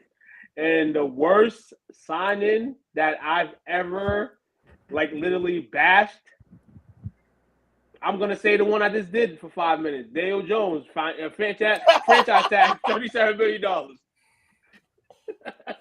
There's got to be worse. I don't know, because at the end of the day, it could be worse, but I can't really go through that in my head right now. So I'm going to go with the current case. I feel like it's tough to remember the bad ones. The really bad ones. The best one, in my opinion, has to be Drew Brees. I can go with that. Yep. Because he didn't just change the franchise; he changed the goddamn city. He made them winners. There was losers. He made it. Yeah, I'm talking about from paper bags to Mardi Gras beads. Like it's a whole different level. Like y'all got to taste actual winning. He did things. Y'all had other quarterback. I mean, look, Archie Manning wasn't terrible. He just had a terrible squad everywhere. Yeah, I think that's the best signing. The worst? I mean, I could see it's not a free agency signing, but you drafted him. Same team. Ricky Williams. This is terrible. This is a terrible idea. But just because of what he gave up for it. But no, that's not fair. It's not a signing. Come back to me for the worst signing. Okay. Jarius Byrd, that was the name I was looking for. Was a freaking safety we signed to a 6-year, $57 million contract. All right. This dude was terrible. Terrible. All right. And them clips, if you like hanging out with us, you definitely need to come in tomorrow for the chop up, man. Oh yeah, we act a fool on that. It's not about sports, it's about everything but sports, and we act a damn fool. Except Dale makes it about sports sometimes. Yeah, he cheats. He also makes it about other things. Yeah. Unfortunately. I got two. Mayweather is not a sport. It's a social event. 8:30 Eastern. I don't know where you at. If you're a Pitt fan, it's Eastern. If you're in East, yeah, 8:30. 8:30 Eastern. So my best and worst, real quick. Same guy. Oh. The best is Nick Foles going to Philadelphia. And the worst is Nick Foles going to Jacksonville. That's funny. Funny. My best is Woodson to the Packers. Big sign. And my worst, my worst is a little. It hits close to home. Antonio Brown. He was with us for 2 weeks. When he was on the field. Yeah, but he was with us for 2 weeks and did. Yeah. He showed up. It didn't cost us a lot, but you're right. He was only here for 2 weeks. Showed up, messed with somebody's wife, and dipped. Yeah. Yeah, he did. Those are my two. I'm being a little cheap with the Antonio Brown one. I probably could have picked a better one. But for me, at least, in my opinion, Woodson's probably the best. I mean, he was super important to that Super Bowl win for the Packers in 2011, right? 2011, I believe it was. No, 2010. 2010. Bonus round. Worst draft pick. Aaron Curry, Seattle Seahawks. It's pretty bad. Jamarcus Russell, easy, right? Nah, man, Ryan Leaf, baby. Yeah. I was coming for you, man. Achilles Smith, Bengals. Ooh, Achilles Smith. Jamarcus Russell, they paid him so much money to be a trash can. The Saints cut him in camp because he fell asleep in class. Who? This linebacker, bro. I can't remember his name. Fell asleep in yeah, it's nuts. Tuke, did you have a best and worst? Oh yeah, I went Daniel Jones this year, and the best one was when T.O. came to Dallas.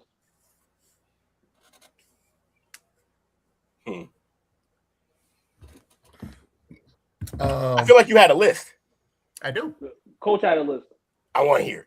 So, man, I hope mine's on there. Peyton Manning's another great one. Top 10 worst free agent signings of all time, according to this is from Pro Football Network. Number 10, Earl Thomas to the Ravens in 2019. That's a fair one. He got hurt though. Like it was a good signing. He just happened to get hurt, and then but he got hurt and got crazy. Yeah, he flipped the whole crowd off. That was great. He went crazy. He went full Antonio Brown. You're cool and fuck you. I'm out of here. Number 9, Nnamdi Asomugha to the Eagles. Yeah, that was bad. That was just stupid. That was stupid because they were like, hey, you played zone your entire life? Let's come play some man. Like, what? And 2, we dodged the bullet on that because he originally had verbally agreed to sign with Dallas. Yes, he definitely did. But didn't y'all play more man? Huh? Didn't y'all play more man coverage? At that time? Wasn't Newman on that team? Y'all was manning. Yeah, I think we was manning. I think we have a specific man. That's why we get. I'm not saying like entirely man, but more man than the Eagles were playing. Like way more man than the Eagles were playing. He would have at least done better for y'all. He just went to a place that completely played him differently than he played. I think he went to the Eagles because they was all right the year before that. Yep. No, he went to the Eagles. Didn't he go to the Eagles in the year that they had the super team where they picked up everybody? Like, Yeah, 2011. yeah, Rogers, Cromartie. They Vic was on that team, I'm pretty sure. Then they had brought in. Oh no, Vince Young was the backup. Yep. He's the one who said it, I think. Yeah, Dumbass. he was. They signed, and this is a lot of money now, but back then, 5 years, $60 million. Yeah, but they were loading up. Like Stallworth, I believe. You're correct. The dream team, the Eagles assembled in 2011, only went 8-8, and then it went 4-12 the year after that. No, but what I'm saying to you, coach, was the record the year before they got him. Yeah, they were good. Yeah, that was Vic's first year, right? Yeah, they were solid. Yeah, they were a solid team, but they just signed it because they were like, we're building a super team, and then that shit was garbage. They were ass. They were trying to shit on Dallas. Was that Chip? That wasn't Chip. No, that was the last. That was towards the end with Andy. With Andy, yep. Damn, Andy let that happen. That's crazy. Yep.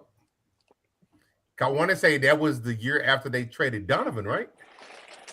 Yeah, Mr. Throw Up. Exactly. Jonas Jennings of the 49ers in 2005. Yeah. Not too familiar with him. Nope. I remember this one. Mike Glennon to the Bears in 17. That was weird. I don't know. Like, I'm hoping Malik Willis don't end up being that signing this year. In his previous 2 years, he was backing up Jameis, but in his previous 2 years, he went 5-13 as a starter, and they gave him a 3-year, $45 million deal. Just throwing money out the window. He was making all the meetings. He wasn't sleeping. He wasn't sleeping. I remember this one. I was surprised at this one. Kenny Galladay to the Giants in 21. Yeah, that was crazy. He had like a solid, like half a season being a number 2, maybe a solid season being a number 2, and then they were like, he's him, and no, he wasn't. Yep. 4 years, $72 million contract from the Giants. That's a crazy, yeah. He didn't even go. Where's Mike? He didn't even go through that whole contract, did he? I doubt it. No, he had a hip injury he suffered the year before, slowed him down significantly in 21. Despite making wide receiver money, he caught 37 passes, 521 yards, no tubs in the first year. The next season was even worse. 6 catches, 81 yards in 12 games. He got released. So 2 years, right. That's bad. All right, coach, that might be the worst one. J.C. Jackson in 22 to the Chargers. Yeah, I love that one because everybody was giving Bill shit for not signing the corner. I'm like, yo, we make corners in this system. Half of them are not nearly as good as they look. We learned that with Malcolm Butler. We learned it again with J.C. Jackson. Hold on. And then he got cut. Hold on. And then the Patriots, and then you got cut, and then the Patriots said, oh, we'll take you. Took him back for the low, sucked still, got rid of him again. Chargers signed him to 5-year, $82.5 million deal. Dumbass. We called Malcolm Butler #system corner because it was like half of the fan base wanted to trade for him. Half of the fan base was like, no, it's a system corner. You do not want to do this. Jail, had I known you back then, I'd have been like, yo, tell you and your friends and your fans, no, he is not him. Jackson, he played in 5 games in 22 his first season due to injury. But in those 5 games, he allowed 4 touchdowns and a near perfect 152.5 passer rating when he did play. And then the next year, he played in 2 games and he was gone. Dog shit. Kirk Cousins to the Falcons in 24. We've talked about that significantly here. Terrible. Nick Foles in 19 to the Jags. Brock Osweiler in 16 to the Texans. That was a weird one. They had an obsession with 6'5", 6'6", and 6'7" quarterbacks. Like between him, they also went after what was a backup in Atlanta? Rest in peace, Mallet. They went after Mallet.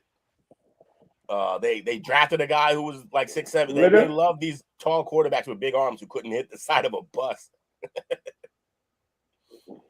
And number 1 on this list, Albert Hainsworth to the Redskins in 2009. Only because he was just stomping on people, right? Like he's not. Yeah. He did that. He did that like 2 years before. Like he wasn't clear to work out. When he was like 425 pounds. He was like 425 pounds on training camp. He got paid, and he was like, "F it, I got my money." Yeah. And the whole thing was like, hey, coach, is he ready to practice? No, he's still overweight. I don't understand how people big back their way out of a league full of big backs. That's crazy to me. Every day, it was like, he's still overweight. That's it. Man, So- my man, James Harden route. That was the bad ones. So the good ones, top 10 for the good ones. Peyton Manning in 2012 to the Broncos. Yep. I called that one. How is this possible? He was throwing ducks. So what? He won. He won. He was throwing ducks. He The won. coach released. The coach Didn't even released start him. all playoffs. Guess what? He threw 55 touchdowns that first year with them with that noodle arm. 55. Broke the record. I don't want to hear it. He's throwing ducks. So on Whack, this whack, list, and 55 touchdowns. this is from Bleacher Report. They got Hainsworth as number 8 best on here. Bleacher fucking up. Yes. Classic Bleacher. When I went on ahead and looked up after I picked mine, I was like, why does that say he's the worst? All right, they fucked up. Robert Hunt is next from Carolina in 24. 5 years, $100 million deal. Not bad. This one might be number 1 in a couple of years. Sam Darnold last year to the Seahawks. It's a big one. You win the bowl. Listen here, Sam Darnold's over this year. It's over. My God, it's over this You year. said that this year, man. You got to Milton Williams last year to the Patriots. ever? Wow, that's They're crazy. going I real love it, but recent.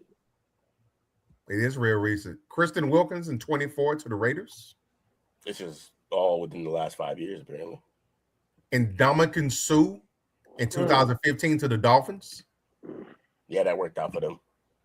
Von Miller in 22 to the Bills. I'm kind of questionable on that. There was that first year he didn't, but he made a little. He borrowed. What do they do? Yeah, this list is trash. Number 2 and number 1 shouldn't even be on here. Who? Number 2 is Derek Carr. To the Saints?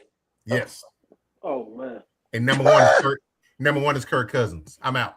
I don't want to Kirk talk about Cousins, it anymore. Kirk Cousins to the Kirk Cousins to the Vikings? No, No, unfortunately. Atlanta. Atlanta. The Vikings one makes a lot of sense. He played well there. Damn, man. No Drew Brees? This person wasn't No, alive when Charles Drew Brees got Woodson? signed. That's the problem. This person wasn't alive when Drew Brees got signed to the Saints. I thought Charles Woodson was a great Can pool. we bring disappointed. can we bring a segment to the Wednesday play call sheet? Can we get some information on the best ones with cheap value, and then the worst ones with high value? Or if that makes sense. Yeah. I'd say the Now I want to know who, like Drew Brees, for instance, like how much was he paid? Because I know he went through all that medical stuff. How much was he actually paid? And I know it's good value, but yeah, that's dope. Your mic. That was money back then. Huh? He was getting $10 million a season. That was good money back then. That's what I'm saying. He got right, and they could sign him to that because of their prior injury history. You know what I'm saying? So it's definitely good value on both hands. You know, the Saints were able to, continue to spend money the way they wanted to until they couldn't. And they got a quarterback that's a first-tier Hall of Famer. So it's not bad. But homework, fellas. We got homework. We got homework for Wednesday's play call sheet. We going to get some interesting facts. Hey, he deserves to be ejected, man. He deserves to be. Seen that play? No, I did not. Oh, not even Luka. I meant Joker. My fault. Joker and Williams are going at it in this game. You know what's crazy? This is a rivalry. This is not a rivalry, but it's gonna get hostile because they played 4 nights ago and Jokic was up in one of the Williams' face. So this is something that happened the other day as well. Jokic and somebody was getting into it, and then they both had to be restrained and all that. So yeah, that's something to look out for. If the Nuggets play Thunder, right. So real quick, before we get into Will's drafts, the mock draft tonight, SGA tied Wilt tonight. 126 straight games of at least 20 points. That's bullshit. That's bullshit because he didn't even play for fucking 3 weeks. So we're not counting that stat. Can't count those. I'm not. He's not There you playing. go. Give him. Hold on. My motherfucker missed 2 weeks, 7 games, and hell no. This is I hate the NBA. That's how the streaks. NBA, But that's everywhere how has a streaks new work, though. Statistic that somebody broke the Wednesday Pringle record for most barbecue chicken ribs and assists. Like, man, listen here, man. But dude, that's how streaks work. You have to play the game for the streak to be counted. You got to actually play the game. Shout out to SGA though, I guess. They used to be baseball, but it's definitely NBA with the craziest stats now. Right. It's crazy. Yeah. Baseball still has them, but we've all come to like just accept The them for what 90th they morning are. play on a Wednesday Basketball at got some weird 9:38 ones with now, the sun blacked out with 20. I like to call them ESPN stats. That's exactly what they are.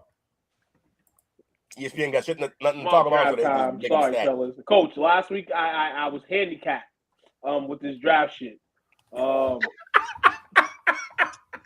I made some suitable picks, but yeah, I was kind of a down week last week for the draft mark for me. Kind of missed you in that aspect. Not picking players, but I don't know what the problem was, but I don't know. All right, we're gonna use Pro Football Focus this week. We're here this week. Cowboy United. All right. I'm curious to see what these mocks are going to look like too once free agents. One of our people in the chat was a Colts fan, so Colts, Steelers. Steelers was the other one. We have the Texans was in here earlier. Brandon Brown will be still here or not. All right, we'll pick up the Texans. And then we discussed a bunch about the Raiders. Oh, I'm over here all night. Like, I can't see no comments, and I'm not even going to your comment thread. Who else we want to let? All right, so we got all NFC teams left to pick. We need 4 NFC teams. Packers. Yeah, because they hemorrhaging right now. Go Pack, go. Packers. We don't want no smelly ass cheese in this draft room. Too late. And it's Lindbergh. The Green Bay Cowboys. Let's do the Rams. Rams. Let's do Niners. San Fran. Yep. Just because you hate them, I'm making you pick them. And I'm stuck between Chicago and Detroit. We just did Detroit last week, and I think Chicago doesn't have a first, right? They don't? We did both of those teams, right? Do they? I don't remember. Who did? There was trades involved. I don't know. We've done both of those teams. Yeah, we have. Have we done Cardinals? Let's do Cardinals. Now that Murray's gonna be gone. Yep, let's do Cardinals. That's good. And how many more we need? No, we're good now. And here's the thing: the wrinkle this time is no individual choosing for each team. We got to vote for each team. We got to come to a consensus who they should draft. So none of us have a specific team. Okay. We're voting on every one of these picks. All right, here we go. All right.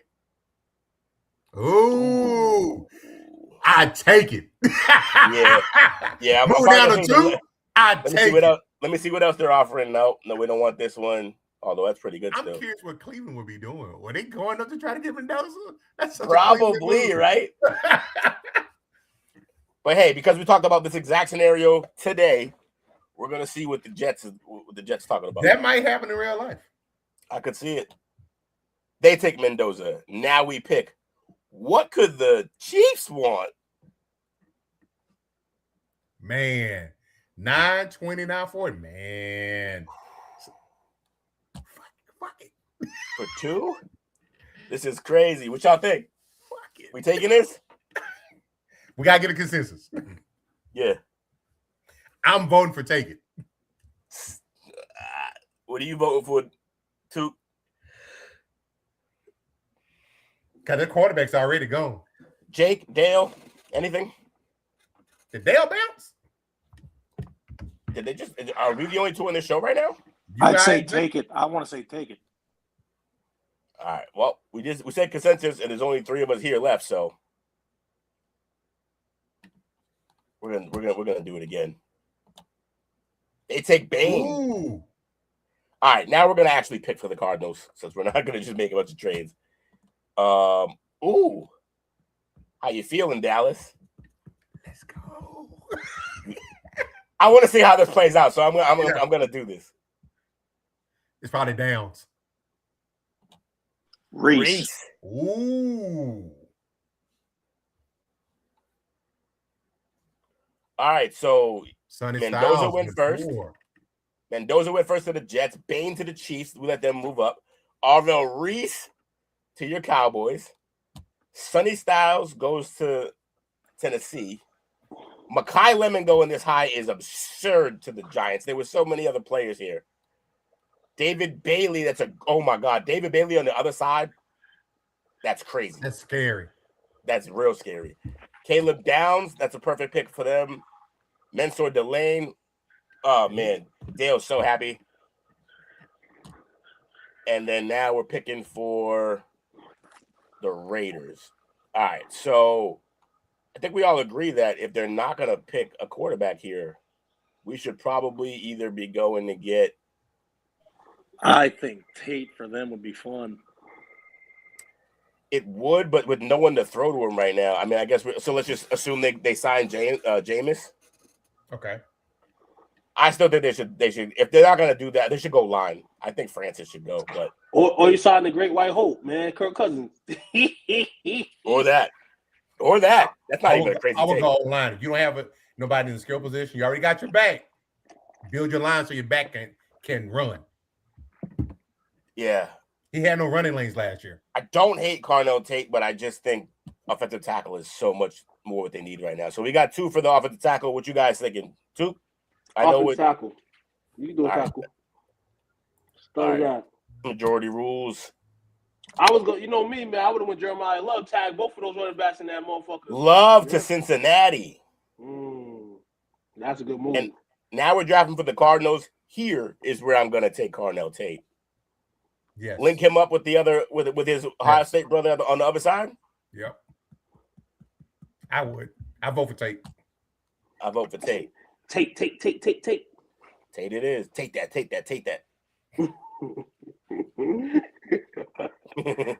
That's funny. And then we're gonna reject this. Let's just pick for the Chargers. Chargers. Who we going with? We go for the Rams. Who they need? I mean Rams. Sorry. They need a receiver, tackle, which I think is crazy. So is Adams not coming back? No, he signed a 2-year. He'll be back. All right. So then why the do they need a receiver? You know they're trying to develop. You know they always try to develop someone under. But yeah, that's absurd. We're not drafting them a receiver. They need a tackle. Get him a tackle or a linebacker. I'm thinking C.J. Allen. Honestly, it's either Allen or Messidor. Allen's a linebacker. Allen's a linebacker. Messidor is an edge rusher. I think your line wasn't really that bad. Go linebacker. Yeah, because they got Verse, who's a fucking savage. So yeah, help that second department out. We voting for Allen? I go with Allen. Allen it is. Raiders back up. We're not trading no more. We're picking people. Mm-hmm. So for me, it's either Banks, Messidor, or Howell. How about I give y'all those options? If y'all feel there's a better option, say it. But if not, then pick between those 3. I'm going Banks out of Florida, Messidor, or Howell.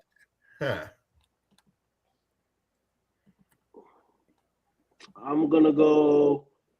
Well, they got to get someone back on their line. They gave up Crosby. Right. That's why all 3 guys I picked are this dude's Caleb Banks is a house. 6'6", 327. His raw score was 9.8. He's an animal. I gotta go best available. Yeah, I think that's the best.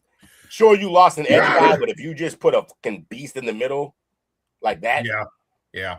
I think your edges will do okay. If your team is this bad, you build in the trenches on both sides of the ball. And if it's that bad, you start in the middle of it. Yeah, inside out.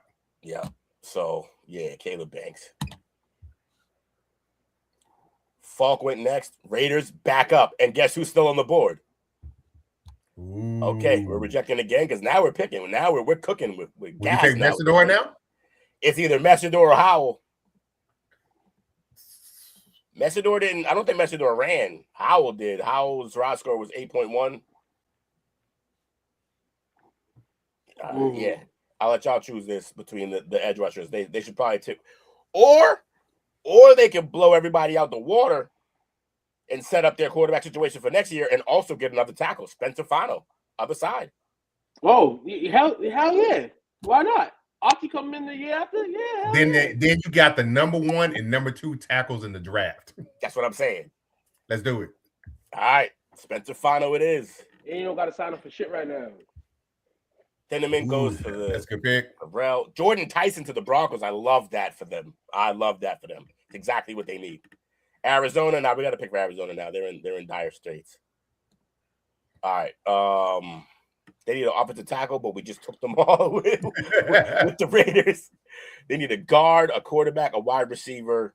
They do need a tackle still, and Freeling is here from Georgia. What's this? What's Todd Simpson at on the board? Don't worry. I'm still playing it for Ty Simpson Okay. to the Cardinals, but he's gonna last to the second round. That's when they're gonna get him. Okay. They got an early pick in the second round still. They're gonna be able to get Ty Simpson right there. Yeah, because Jets already got that guy. Right. So you say they need an offensive tackle or guard, you said? Yeah, a tackle or a guard, and the best one here. So there's two of them here. There's Loane, and Freeling. I'm leaning towards Freeling because SEC. Yeah. What's And he had a 9.99 raw score, 6'7", 350. Yeah, you got to get Freeling. Y'all voting for Freeling? What school you go to? Georgia. Oh shit. Yeah. I can rock with that. Yeah, you can rock with he's that. big. He's big, and he's from Georgia. Yeah. All right, Pitt's up. Pitt. I mean, that's next year's. What does Pitt need? Pitt needs a quarterback, an offensive guard, a defensive tackle, a corner, and a safety. Reject all these. Let's pick. I'll take Howell. You think Howell? Yeah. Yep. Texas A&M. Yeah, I like this pick for them. How about y'all? You said that he's an edge? Yeah. Yeah, step your edge. Get your edge. You need somebody to match my cousin's flaw. My cousin be getting hurt. Although it does say they need a defensive tackle. Jake, you want to speak up for Caden McDonald? You had a bad combine. Take Howell. If the guy in Trump says no, then no.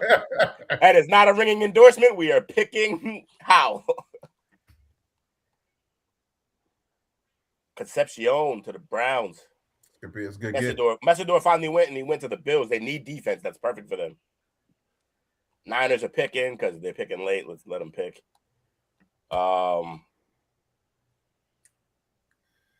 They just got a receiver. Don't do it, Will. You saw it, right? You saw. I was thinking it too. Because I just like now you're putting 2 6'4" receivers out there, 2 big uns for him. Yeah, well, I want him. Yeah, well, I want him.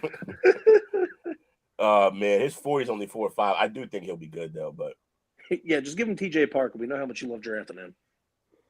I do draft him all the time, and they do need an edge. What say you, fellas? So you saying both y'all saying Parker? Yep. Yeah, because I already know who I want Houston to take. I swear to God, I'm not going to vote for it if you say it. I'm not going to vote for it. I will vote against you, and I will rally the troops against that. You know your brother too well. I know you know it. Nope, they're going to draft. Who do they Sadiq? need? No, I refuse. Categorically refuse. He needs a reliable receiving threat out there.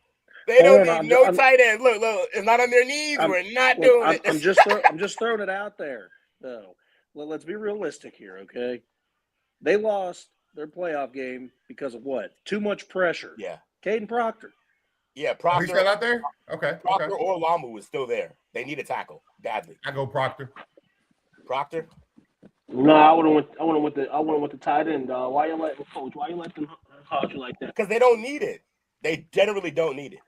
They need got offensive line. Yeah, they got the old tight end from the Cowboys. They also It's got why the, they Trash. They also got the young dude from Ohio State. They're fine. Give him Proctor. Proctor with a great rod score, and he's 6'7", giant dude. Yeah, that's what they need. 6'7". Back to the Raiders. 6'7". So Brady's Back to the there. Raiders. 6'7", 6'7". That's a sleep. See, man. Brandon wanted Sadiq too. See. Nope, y'all don't need it. Cut it out. You better protect that quarterback. Who's he gonna throw to? We saw the game. He had receivers. They couldn't throw a ball to him because he was getting killed. They got to protect his blind side. So we already drafted offensive line for them, right?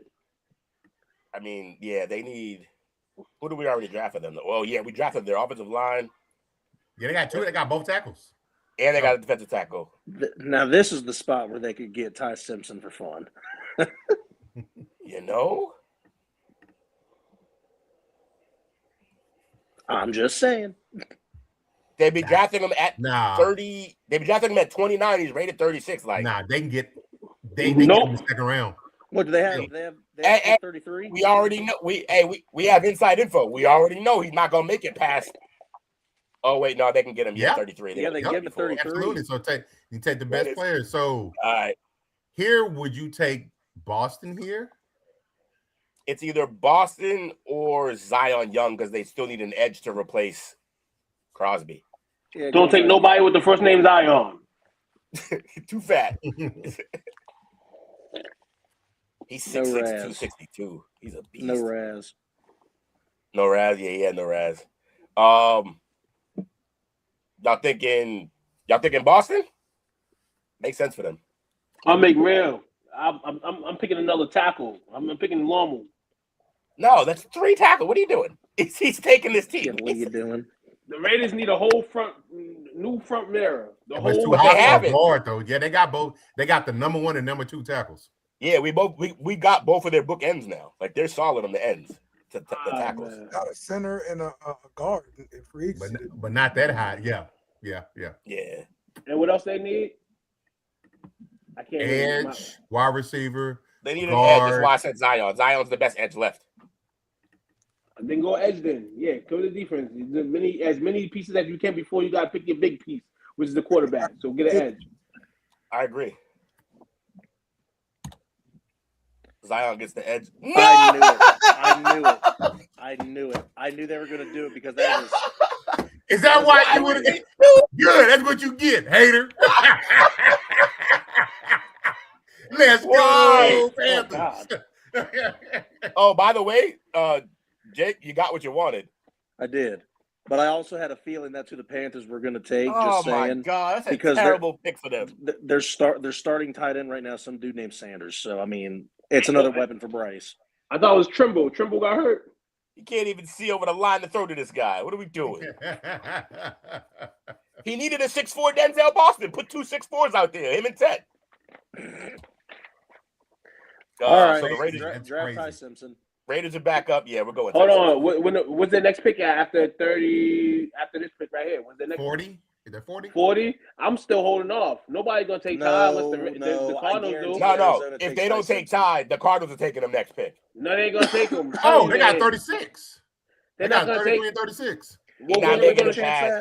We're gonna roll the dice here. We're gonna go for another positional player. We're gonna go for a receiver. No, dude, and then we're gonna go. You're not hearing me. We're picking for the Cardinals. We're picking Ty if he makes it to them because they already said in real life. Well, it's 5 of us in here, so unless Dale says no, all right, fine. Good. All right. So who y'all voting on for this pick? I got Ty Simpson. Yeah, I think I got Ty as well. All right, we're gonna make Ty, even though he didn't get first round money. We'll give him that high end second round. That high second round money. I'm curious if Arizona will take him. Well, I mean, we won't know because we're picking for them. Oh yeah, that's right. My bad. It's all right. Give them Nuss. Ugh. I'm interested to see if any of these quarterbacks go. I'm interested to see if the Cardinals do go Simpson. It'd be their Tyler Shuck. In real life, because this might be a real life situation. No, Not here tonight. It'll be fun to watch. Who y'all got here? Well, there's 3 Ty Simpsons, so it's already overruled. Well, they can't. Yeah, they can't just keep waiting. Oh. So take Ty. Take Simpson right now. Ty right here, and now we're here for the Cardinals. Do it. Do what? This trade? Yes. Trade the pick. You only go back 5 I spots. wonder who Cleveland's coming up for. You just lost your chance to get the quarterback The guy you wanted. you get a closer pick. Yeah, trade back. They went for the Nigerian. The tackle, okay. Yep. Yeah, they took Max. Max, Nigeria. They're up and they're asking for a trade. No, we're not trading with you. Raiders. Or Raiders. They can go receiver now, right? Yeah, it's high though. I mean, at 36 or 42 is not terrible, but well, you gonna make sure you get it right though. So Cooper or Bell would both be decent picks for them, but where they're ranked doesn't really fit 36 spot. Go back to all again. Mm-hmm. We're gonna play that. So taking Caden McDonald at pick 36 is technically decent. Worth. Yeah, but remember they already drafted the big banks from Florida. Yeah, true. Banks is a bust. Something. Get skip these 2 so we get the pick that matters. What specific guards are left? It's either Cisse. I think Cisse is where they go. Cisse, Abney. Go get a corner. What specific guards are left? It's probably not make sense for the 36th pick, though. I mean, Pregnon from Oregon. Is that too many rookie linemen, though? Yeah, your whole line is 3 rookies starting. That's yeah, crazy. you can't have 3 virgins in the room, dog. I know. That was good. Nobody know how to handle the balls. The only time 3 virgins in a room are safe is in a fucking horror flick. That's terrible. All right. They'd all show up on first day like scream, Waza. Who we taking, man? Corner? Cisse? Take Cisse. Yeah, why not? Yeah.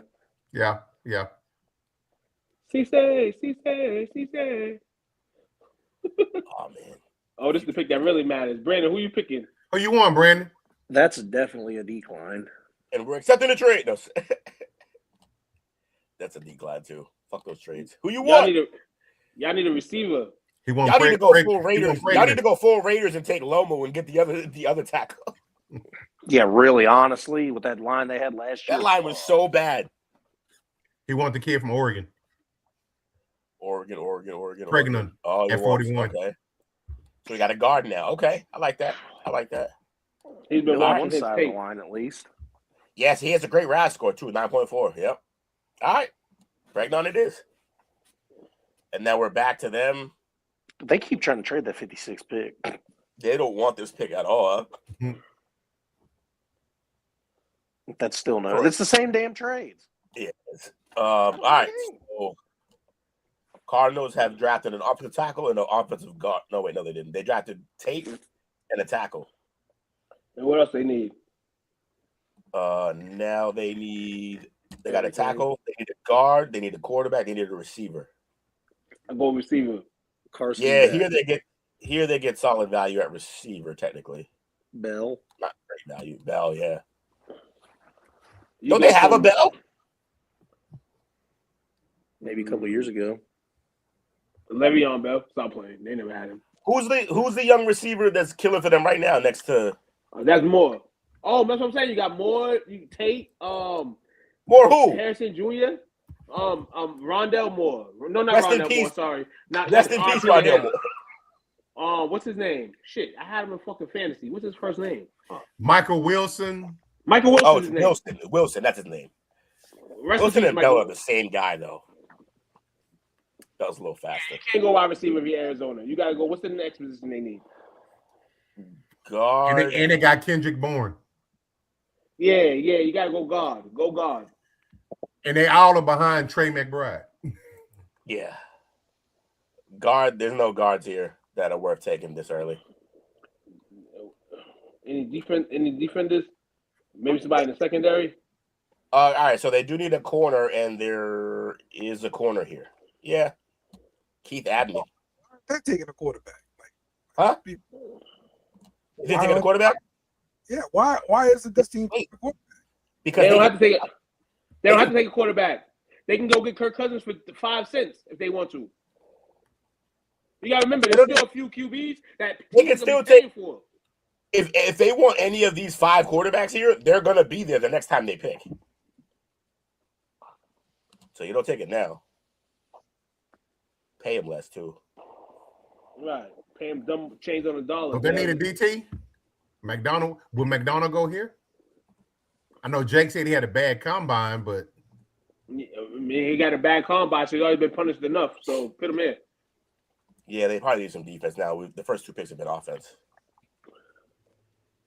He can smoke weed and everything down there, so he good. All right, Caden it is then. We're voting for Caden? Yep. I vote for Caden Caden. it is. Raiders, back up.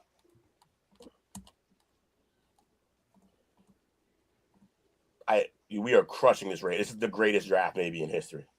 The Raiders right now. I wish they needed a tackle right now. Caleb Lomu is still here. We already got a corner. Okay, so we were talking about receiver for a while. Now we can take a receiver for them. Take Chris Bell. yeah, That's what I'm thinking. Either Chris Bell or Anthony Hill. Ooh, Anthony Hill. Actually, you might be able to get Anthony Hill at 44. They got picked in 4 picks. Oh shit, yeah. All right, Bell it is. Chris Bell. What I tell you? What I tell you? Wow.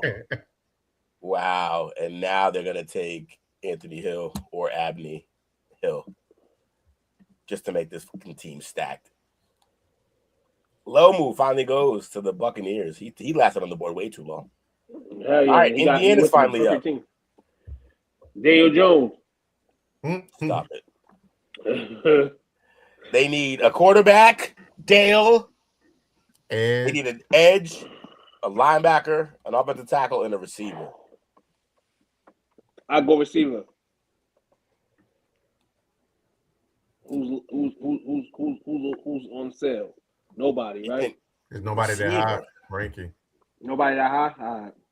Yeah, nobody that high. Also, they still have 2 good receivers on that team. Pierce and Downs. And they got a tight end. They got a running back. Do they need anybody on the line?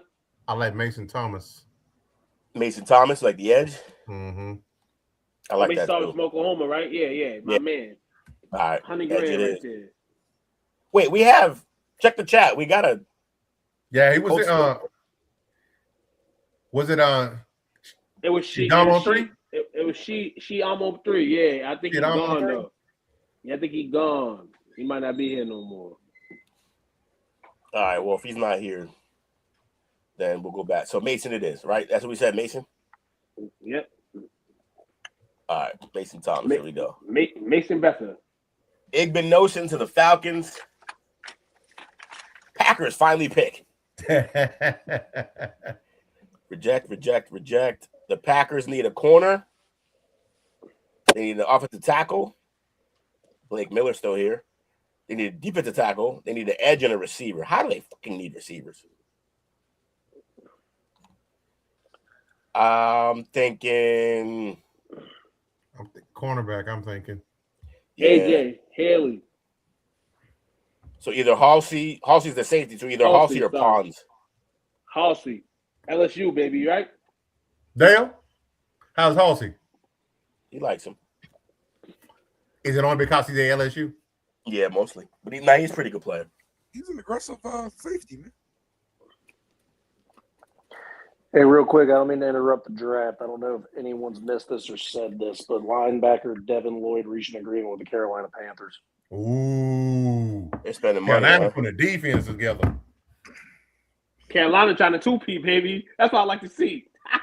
Apparently, the Bengals were front runners, and Carolina came in and swept them. Yeah, crappy Cincinnati. Nah, don't go there. Go to Carolina, baby. Real quick, I think I said it, but I don't remember. 3-year, $45 million. Appreciate you, Jake, for for the track and news, man. Jake. Update, breaking news. Not only the NASCAR niche, but the NFL tracking niche. Shout out to Jake. You're incoming. Woo. So where we going here? Green Bay, we going Halsey from LSU. Let's do that. All right, Halsey it is. Pitt. Reject. Pitt needs a quarterback, offensive guard, offensive tackle, a corner, and a safety. They just lost. Oh, corner, I'd go Pons here. Corner 2. All corners about to be out. All corners about to go to the teams, baby. The Eagles about to get a corner 2. Next pick. Yeah, I'll say Pons just to fuck the Eagles. Yeah, fuck the Eagles. Gabe Jacas, Blake Miller. No, Eli Stowers. I was hoping they make it back to the Pats. All right, San Fran's up. Who do they already have? They got the guard and tackle, right? No, they only picked one. So they just got TJ Parker, the edge. They need a tackle. There's one there. Highest rated, and it's good value. As well, Drake. Huh?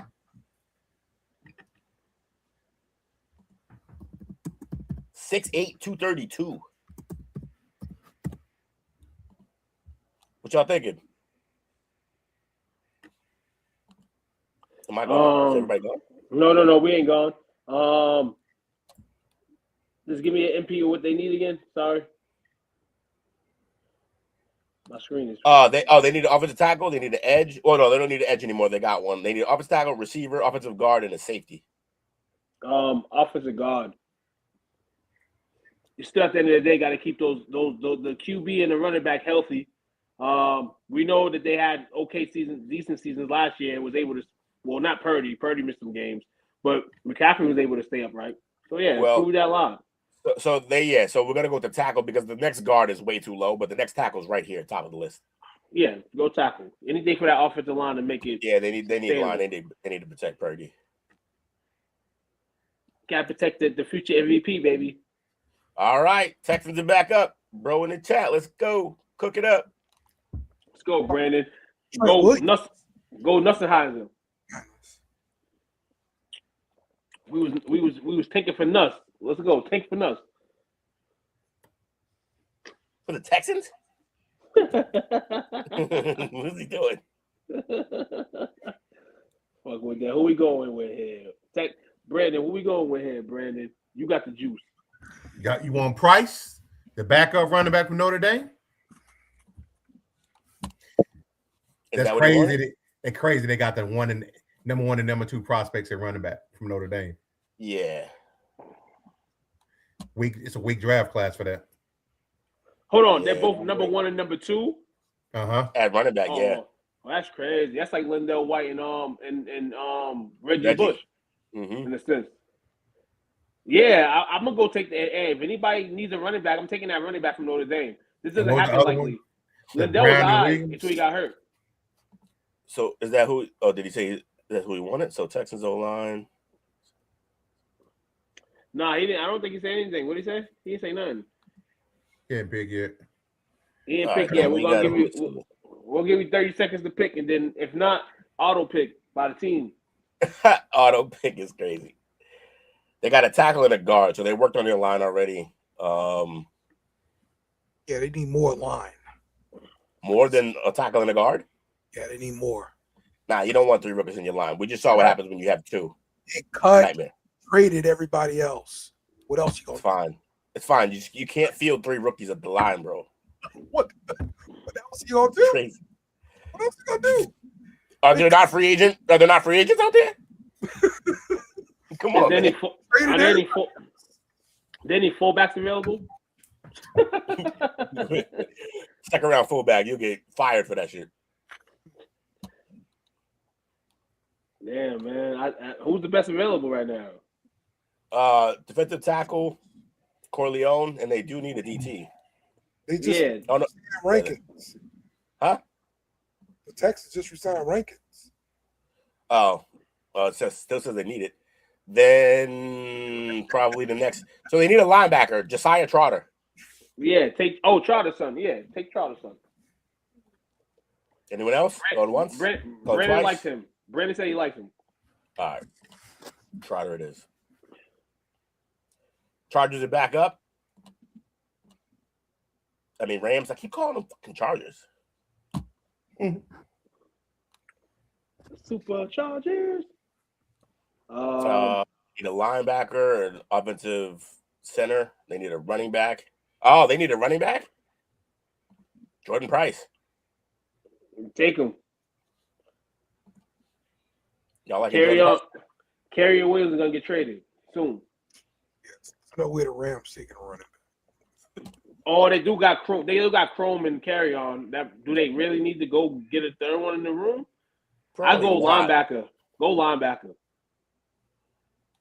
Linebacker. Too far down. And what else they need? Offensive tackle. There's none. A center. None. They need a wide receiver and running back. What's the wide receiver? Is there a wide receiver up on the charts? Yeah, Elijah Surratt. That's kind of the type of guy they would choose to. Take Surratt. Maybe they don't trust somebody in their room. Maybe he can outdo somebody. So I'm thinking you got the everything receiver in Puka. You got the reception veteran Adams. I feel like they need some speed here. I would go Branch. Branch is a weapon. And he's fast as hell. Branch and Surratt, fellas. Yeah, Branch and Surratt, guys. Y'all pick. Let me see.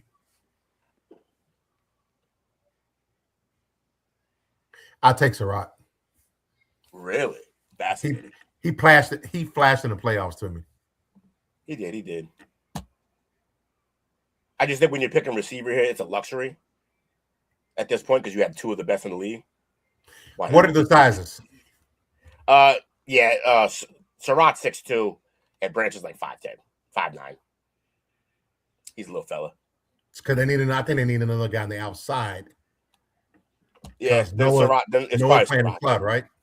Yeah, it's either Fields is slot or move him around. He's fast as hell. Fields is 6'4", but yeah, Surratt's probably the guy. Branch. You said Branch is fast, right? Fast as hell. He can play two sides. He can play for that special teams too. Special teams need help too, and he be receiver. Two for one. Y'all call. You get more value out of Surratt. For some reason, they drop Branch way down to 79. But Surratt, like you said, Devontae's not going to be after next year. He fits. That's true too. We can replace that. Yeah. Surratt take Surratt. And you can develop him for the year, if anything. We took a guy named Orange out of Iowa State. A defensive tackle that we didn't need. Hold on. Reject. All right. Who else do they have already? Got a receiver and offensive tackle, defensive tackle. They need a guard, quarterback. Oh, now they may draft a QB, even though it's too early. Yeah, still too early. Still too early for them. Who's the best available? Let me see. Best available is Corleone. What did they need? Do they need a cornerback? Johnson. They do need a corner, yeah. I like Chris Johnson. They thought he was going to run a bad 40 time. Yeah. And he ran, I think he ran like a 4.47.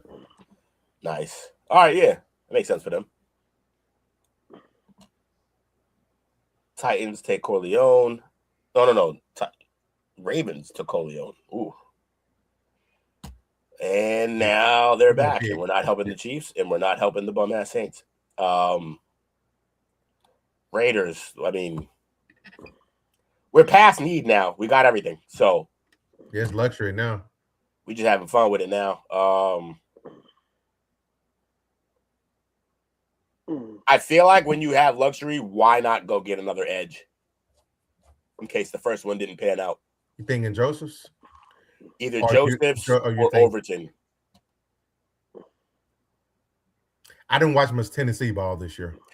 Yeah, but they're remember that team was supposed to be with Lamaleva. They swapped quarterbacks, and then their defense carried them. That's true. They beat Bama, right? Yeah, I believe so. Overton or Josephs? Who you thinking, Dale? Overton or Joseph? Joseph. Overton. He don't like little. He looks at them like a little school, Tennessee, and he doesn't like little school guys. Yeah, I don't mind Overton. I think Overton's decent. Okay. Go for Overton? Yeah. Eagles took Andrews. I didn't see that coming. Houston's back up. We don't know if Brandon's still in here. Brandon might not have the juice no more. Take your tight end. Yeah, wasn't y'all screaming tight end, tight end? There we go. Matt's clear. How good is he, Jake? Tell us about Claire, Jake. Let's go, Rain. Thank you.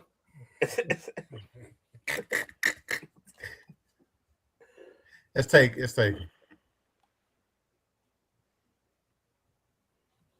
Man, Raiders got some crazy picks. Yo, Raiders are picking everything, bro. I told like you. Every 5 picks. I know, bro. And this time I'm going to pick the underachiever. Well, not underachiever. He didn't have a great combine, but they've been looking for that position, and we can finally do it now. Malachi Fields, receiver. Let's do it. 6'4" guy. You need some size out there. His combine was doo-doo, but good player still. All right, we got Pitt going back again. Pitt, let's see what they got and what they have. Tackle, guard, linebacker, tight end. Oh, there they are. So they got an edge and a corner so far. Of course, they're building on defense. They need a guard and a defensive tackle. Halton's there for DT. More defense. Defense can't hurt, man. Or do they go get the weapon in Branch? I like Branch. Go another side from DK. Like, yeah, you put him in the slot with, because Pittman's on the other side. So you got Pittman, DK, and then I like Branch that. in the slot. Yep. That's dangerous. And then a 6'7" tight end. Yep. And then Dowdle behind him, right? Yeah, I like let's do that. Yeah. Who's that 6'7" tight end? That's I forget his name, but he's 6'7" and he's a beast. Trash. Ritter, whatever his name is. Pat. What the fuck is No, it's not. No, it's not Fryermuth. They have him too, though, but he's a backup now. Okay. Branch. Indy's back up. Who y'all picking for Indy? Y'all talking to that's on Darnell Washington. Darnell Washington. Yeah. Okay. Yeah, Darnell, he's a big boy. 6'7" tight end. Yeah.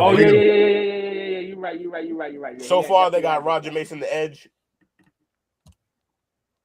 R. Mason, the edge. They need a quarterback. We helped them with the edge. They need a linebacker, offensive tackle, and a receiver. You said linebacker? Yeah, they need a linebacker. Jacob Rodriguez out of Texas. Jacob Rodriguez. I like him. You like that for them? Yep. Rod's score was amazing, by the way. 9.5. That's a good pickup for them, I think. He played quarterback in high school. Did he really? Yep. Oh, yeah. He could be the backup while Danny Jones is gone. They're a fool for that. All right, Green Bay's up. Who did Nobody they want to need? play with their bum asses. All they got was a safety so far. And they need a corner, an offensive tackle, a defensive tackle, an edge, and a receiver. They need all super important positions. It's crazy. Take Everett. Yeah, because they pay Micah. Yeah. Amazing how that works. Everett it is. Steelers up. Again. Steelers already have an edge, a corner, and a receiver. So they took her an edge they didn't need. They got a corner and a receiver. What are you thinking now?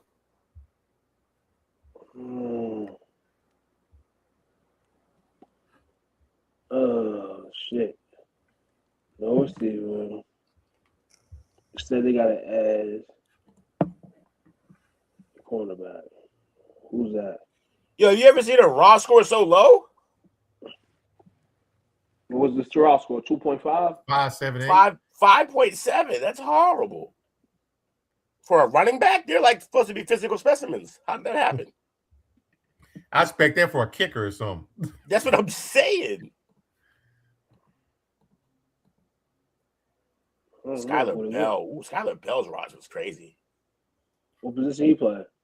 Receiver. I'm UConn. They don't need it now, though. They don't need nobody else on. They don't need no. By the way, tune in Wednesday because we're gonna do another one of these, and I'm gonna use a different program. I got a different app, different website to do this on. Defenders. They need defenders. Take the cornerback. Devin Moore.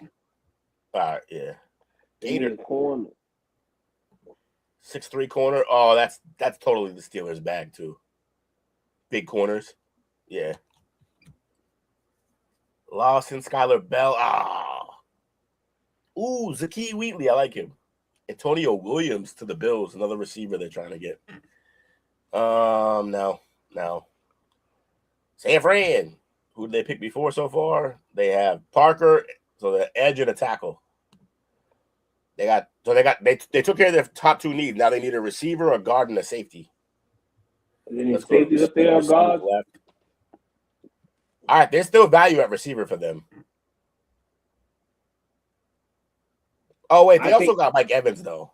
Yeah. I mean, you get Mike Evans, but I mean, I'm gonna say hamstring may hold him out sometime. Then you got Purcell. Who got Purcell? Who's probably gonna be the upcoming man? Jennings. Is Jennings up for another payday, or he already got paid? He got paid. Okay, so yeah, I would probably I wouldn't mind another wide receiver in the room.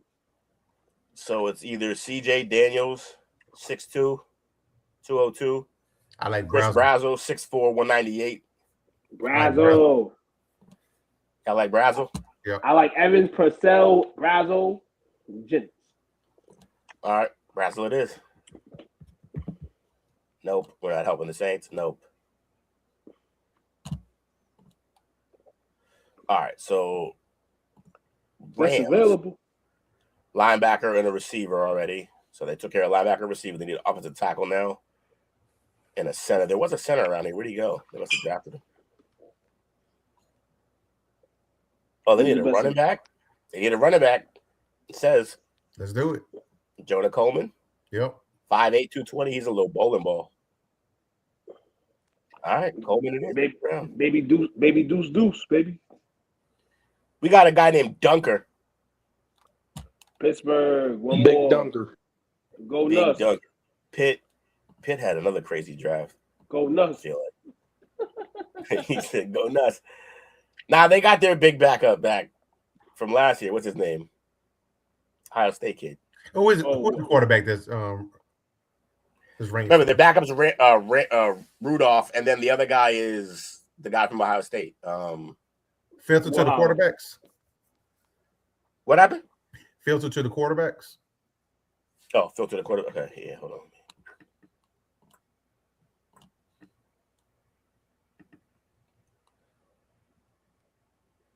I take Klubnik. Oh, no, never mind. Too late. I'll wait. Yeah, you get him later. To me, I think he's a better prospect than Beck. Oh yeah, he's better than Beck. I think Allen's better than both of them. True. Allen got a cannon. He started 1 year? Yeah, and then he got hurt the next year. But like, I also think taking a flyer on this guy. No, not Daniels. It's Green, Taylor Green. 6'6", 227. Mm-hmm. His ROS with 9.99 is like the best ever. We're gonna go. Let's see. Best available. They need a guard. Yes. Take Rutledge. Okay, that makes sense. We know Georgia Tech know how to run. All right. Draft grades. fired So Jameis Winston. Texans got Caden Proctor. They got Pregnon. They got Trotter, and they got Clear. This is actually a really good draft. This is A- work right here. Especially drafting like your first pick was 28. This is a good draft. Yeah. They got some good players here. Arizona got Carnell Tate. Then they got Freeling, Caden McDonald. This is another A- to A draft. I think we did way better by Arizona, than we've done by other teams in the past. So, yeah, I like this. This is great for them. They got Halsey and Dalen Everett. Look, they got needs kind of, but end of the day, this team they ruined their draft this year, so they're fucked anyway. This year and next year. Yep. Colts also hamstringed themselves in this draft, but I still think they ate well. They got Mason Thomas and Rodriguez. I think both of those players. I think Rodriguez is gonna be a steal. Yeah, at 78 too. That's a pickup. I'll give them a little B+ work. And then the greatest draft maybe ever. Just off of sheer volume. This might be the greatest draft ever. They got the best offensive tackle in the draft. They got the best defensive tackle in the draft. Second best offensive tackle. One of the best edges. Second best quarterback. Second best corner, maybe third. They got probably a top 10 receiver in the draft. One of the better linebackers in the draft. Overton and Fields, also great players. Like every one of these guys were absolute studs in college, and this is an absurd draft right here. Yeah, that's they got 10 picks in 3 rounds. That's good. 10 picks in 3 rounds, and all of them are like legitimately well ranked like that. Yeah, this is. And how many picks was it? Like 100 picks, 100-some picks? So almost they average a pick every 10 picks. Yeah, they crushed it, bro. That we went crazy. Just trading back once, look what they were able to do. And honestly, if they chose to trade back, they could do this. Yeah. Like if I'm in the Raiders front office, I'm sitting there thinking, how much better do we really think Mendoza is than Ty Simpson? How much better? Not that much. And how much better does he move our team? Because if Ty Simpson is solid, if you can make it work with Ty Simpson, then you get all of this type of shit. It won't be this exact players, but you can have a chance to get this type of talent on your team and completely rebuild your franchise. This is A+. This is crazy. We've never done anything this close to good. This is Tom Brady shit. Yeah, if somebody saw this, they would be like, "Oh, y'all cheated and picked for every team, and you made sure that the Raiders got the best." This is a crazy draft for the Raiders. A+ work. The Rams, they got needs. They fit the linebacker situation. Surratt, like we said, take over in the future for Adams, and then Coleman. Also having Surratt because both of those guys get hurt, so having Surratt in the team, I like it. And then Coleman, I just think we got tired and we didn't really know what to pick for these guys anymore. They may not even need a running back, even though it said they did. But yeah, this is a B. Nothing crazy. Steelers had a run. They got Howell. I think that's great for them. They got Pons. I think they've restocked some positions at their defense. They also got Devin Moore out of the situation. So they got 2 corners and an edge to go on the other side of TJ. I think that's great. They also picked up That's a solid get right there. Yeah, they got a weapon at 76. And then they got a guard at Rutledge at 99, which I think is a good pickup as well. I'll give this an A. Pittsburgh. We did right by Pittsburgh. And then the Niners got TJ Parker, offensive tackle, and a receiver. I think they addressed needs. That's all. I mean, they were picking 27th, and when you're doing that, you're kind of just picking for needs. And I think they did that well. So I'll give them B+ to A-. Well, yeah, A- works. But yeah, steal of everything was the Raiders in this draft. They went crazy. So good job, gentlemen. Breaking news out of Ohio State country. President of Ohio State, Ted Carter, resigns. It's rumored that it's after an inappropriate relationship. I don't know how far it went, but yes, President of Ohio State, Ted Carter, resigns. Bye-bye. Okay, bye. and yes, other than that, yes. Shout out. And then I don't know if y'all mentioned this earlier, but pro football player Jordan Jones was shot and killed after breaking up a bar fight. Yes, he has passed away. Oh no, yes, shot and killed.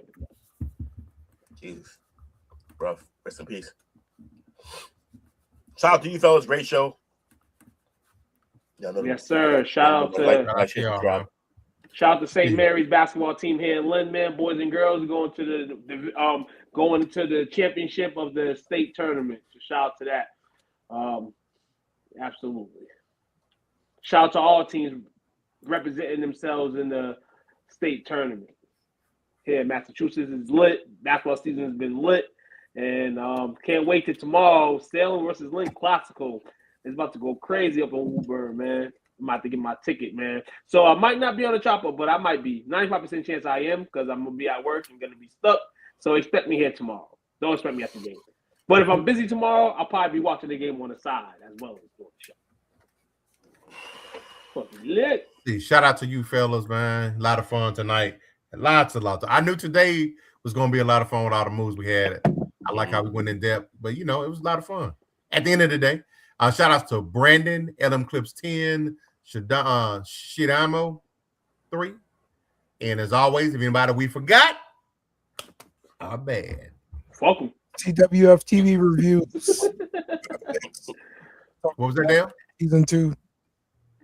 STWF TV reviews. Dale's not saying nothing right now. He's over here. If you talk, we can't hear you. At the reviews, we don't hear you. You kidding me? We don't hear you now. Fuck this. Your mic's poo-poo right now. Why? His dog shitted on his mic. Whatever. Chewing on that mic like a puppy pet. He just bounced. He's so defeated. When is the show? We don't even know. We gotta wait for him to come back now. God damn. Chop up tomorrow, 8:30 p.m. He just might retire. Make sure, y'all, if you're hanging out with us still, make sure you show up tomorrow for the chop up. Got a lot of crazy stuff to talk about. I was hitting Dale with all types of stuff this weekend. Oh man, okay. That means. Oh, he said Fallout. Sorry. Yeah, we're doing Fallout next. All right, I need to go on and finish it then. Appreciate y'all. No, I mean, I think he's doing it now. Oh, that's why he's probably getting ready. That's probably why he was sleeping on the wheel. Shout out to Dale, man. Shout out to Jake. Shout out to you, homies, man. Shout out to everybody. Like, share, subscribe. Still enjoying this, Coach, for whatever you have seen, if you've seen anything. Appreciate you guys, man. What's sign off tonight? Sign off is Raiders. Go to baby. Out of there. Thanks for watching our show. Remember to subscribe for more shows on the network. Smash the like button, share, and comment.